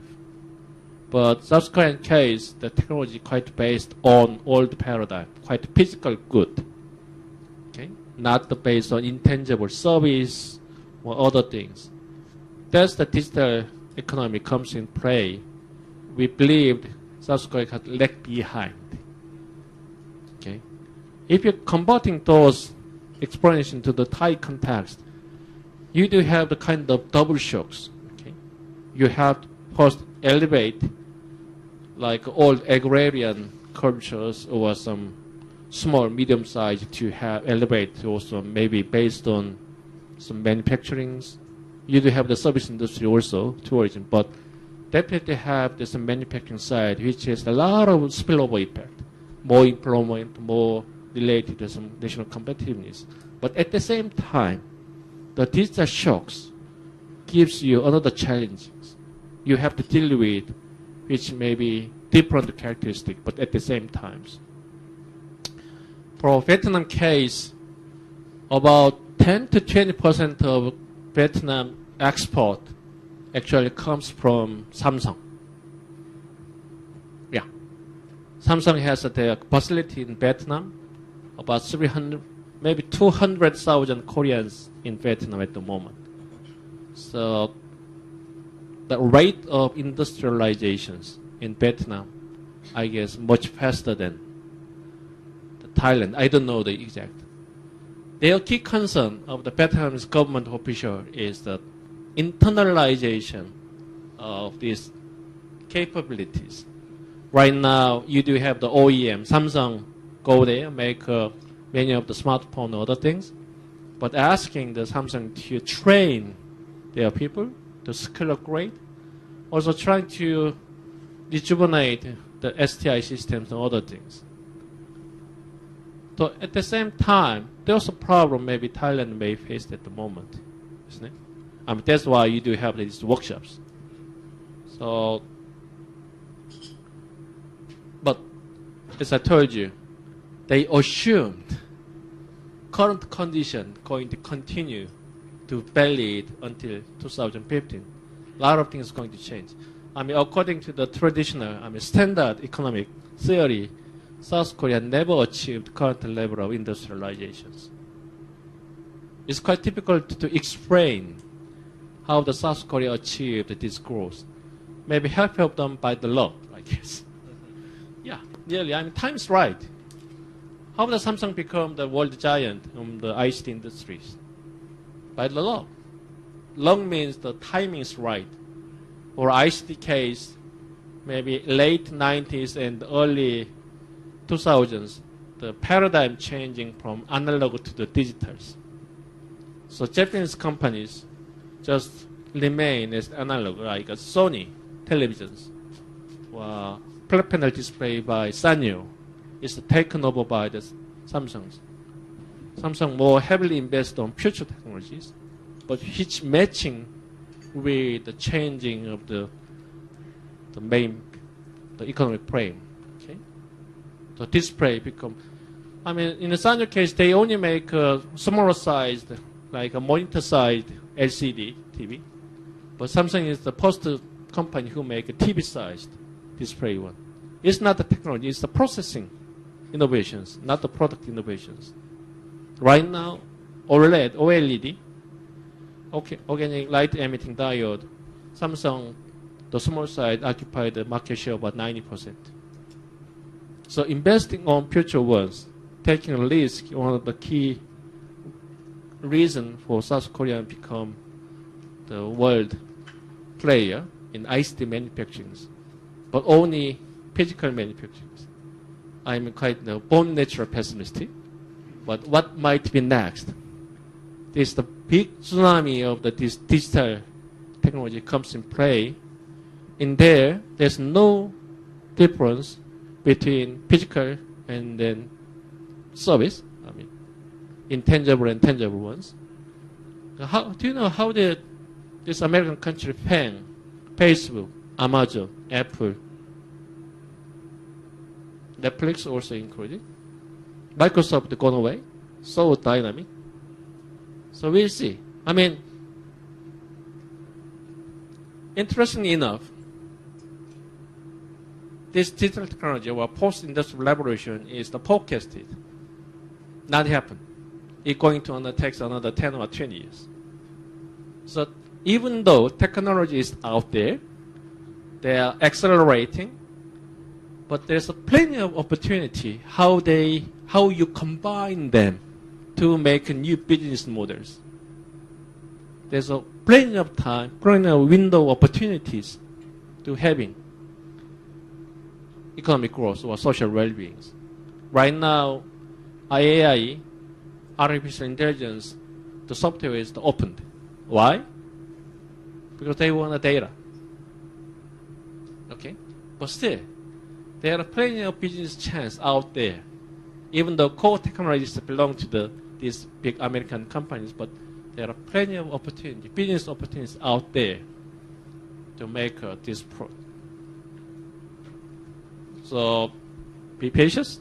I mean, should have some change in the social system, definitely in the government and national levels, but the game is not finished yet. We do have another 10 or 20 years, I believe. That's the same to the South Korea. There are a lot of pessimisms, worrying, too much worrying. I mean, we always worrying about last 50 years. นะครับ We'll see. ก็จริงเขาก็ตอบว่าก็กำลังทำอยู่เกาหลีนะครับก็คือเขาชี้ให้เห็นนะครับว่าเขามีปัญหาอะไรอยู่แล้วนะครับก็คือพูดง่ายๆคือมันกำลังจะหมดอายุละเทคโนโลยีที่เขา invest มานะครับเขายังตอบไม่ได้ว่าไปทางทิศไหนนะครับแต่ว่าอย่างน้อยผมว่าเขาก็รู้ว่าเขามีปัญหา นะครับก็เป็นคำตอบที่ดีนะครับมีคำถามไหมครับ I saw Korean have initiative on the Center for Creative Economy and Innovation. This is very helpful to drive the new S-curve of Korean. You know that the last president, Mr. President Park, he said the Creative Economy and Innovation Center allow the Korean. Correct? Okay. Do you know the current status of these ones? That's Okay. why I have to- Okay. I want to know what's going on. Okay. The previous president, Ms. Park, actually impeached. She promoted creative economies, and by the policy tool, we do have the Creative Economy Center in the regional centers, and you asked what's the current status one. The creative economy, the policy agenda is we giving up. I mean, they changed the name to the innovation-driven economies. So creativity is the key element of this one, but this agenda is we just don't follow anymore. So each regional, we do have about 17 creative center regionally. So somehow they convert this creative center to the maker space, also trying to initiate new startups. I mean, right now, the president about to changing the constitutions, the coming election. There's a regional election the next June, and then at the same time, he wanna initiate the constitution change, which provide more power in terms of budget, but then it's the local government. So local government has the more leverage, having their own agenda. Inside of this agenda, this creative center is the killer. There's the many policy schemes at the moment is the technology park, also these creative centers, tech forest, and the many things like it. So kind of too fragmented at the moment. So until probably next June, with a possible constitution change, the regional government may have more power. If they do, without this change in constitution, there is some streamlining of the policy agenda I expected. So currently at the transition stage, we'll see. I mean, we have to see another 2 or 3 months what actually happens. Yes. Okay. So any question มีคำถามไหมครับถ้าไม่มีก็ขอเสียงตบมือดังๆมาให้หน่อยครับขอบคุณครับ So you have any you want to talk anything No, I think do you want to say anything besides I just wanted to add just one part on strategic foresight. So I work, I'm located in Singapore, as you know, and Professor Park mentioned about the Center for Strategic Futures in Singapore. And this center is in the Prime Minister's office. And so it is at the highest level in the government, and it is very closely integrated with budgeting and execution. You know, that's an important combination to be able to do horizon scanning, identify opportunities and threats, and then execute on those opportunities and prepare for those threats. So I feel that that's a function which is a very important function and very important going forward, and that is something which Thailand should be considering, and even organizations in the private sector should be looking at strategic foresight in that context. So I just wanted to add that, and maybe I will provide a link to Singapore's future deck. In 2012, they did an exercise on strategic foresight, and they prepared a future deck. And some of the social issues which Kun Dayan was mentioning were actually anticipated as part of that future deck. And how the Singaporeans thought about it is a very interesting study in itself. So I will provide that link. Yeah, we so will give you some reference material. send me the link. We have the Facebook Yeah. and Line, so we will Okay, post it very for good. you. Okay. But thank you very much, and very good questions.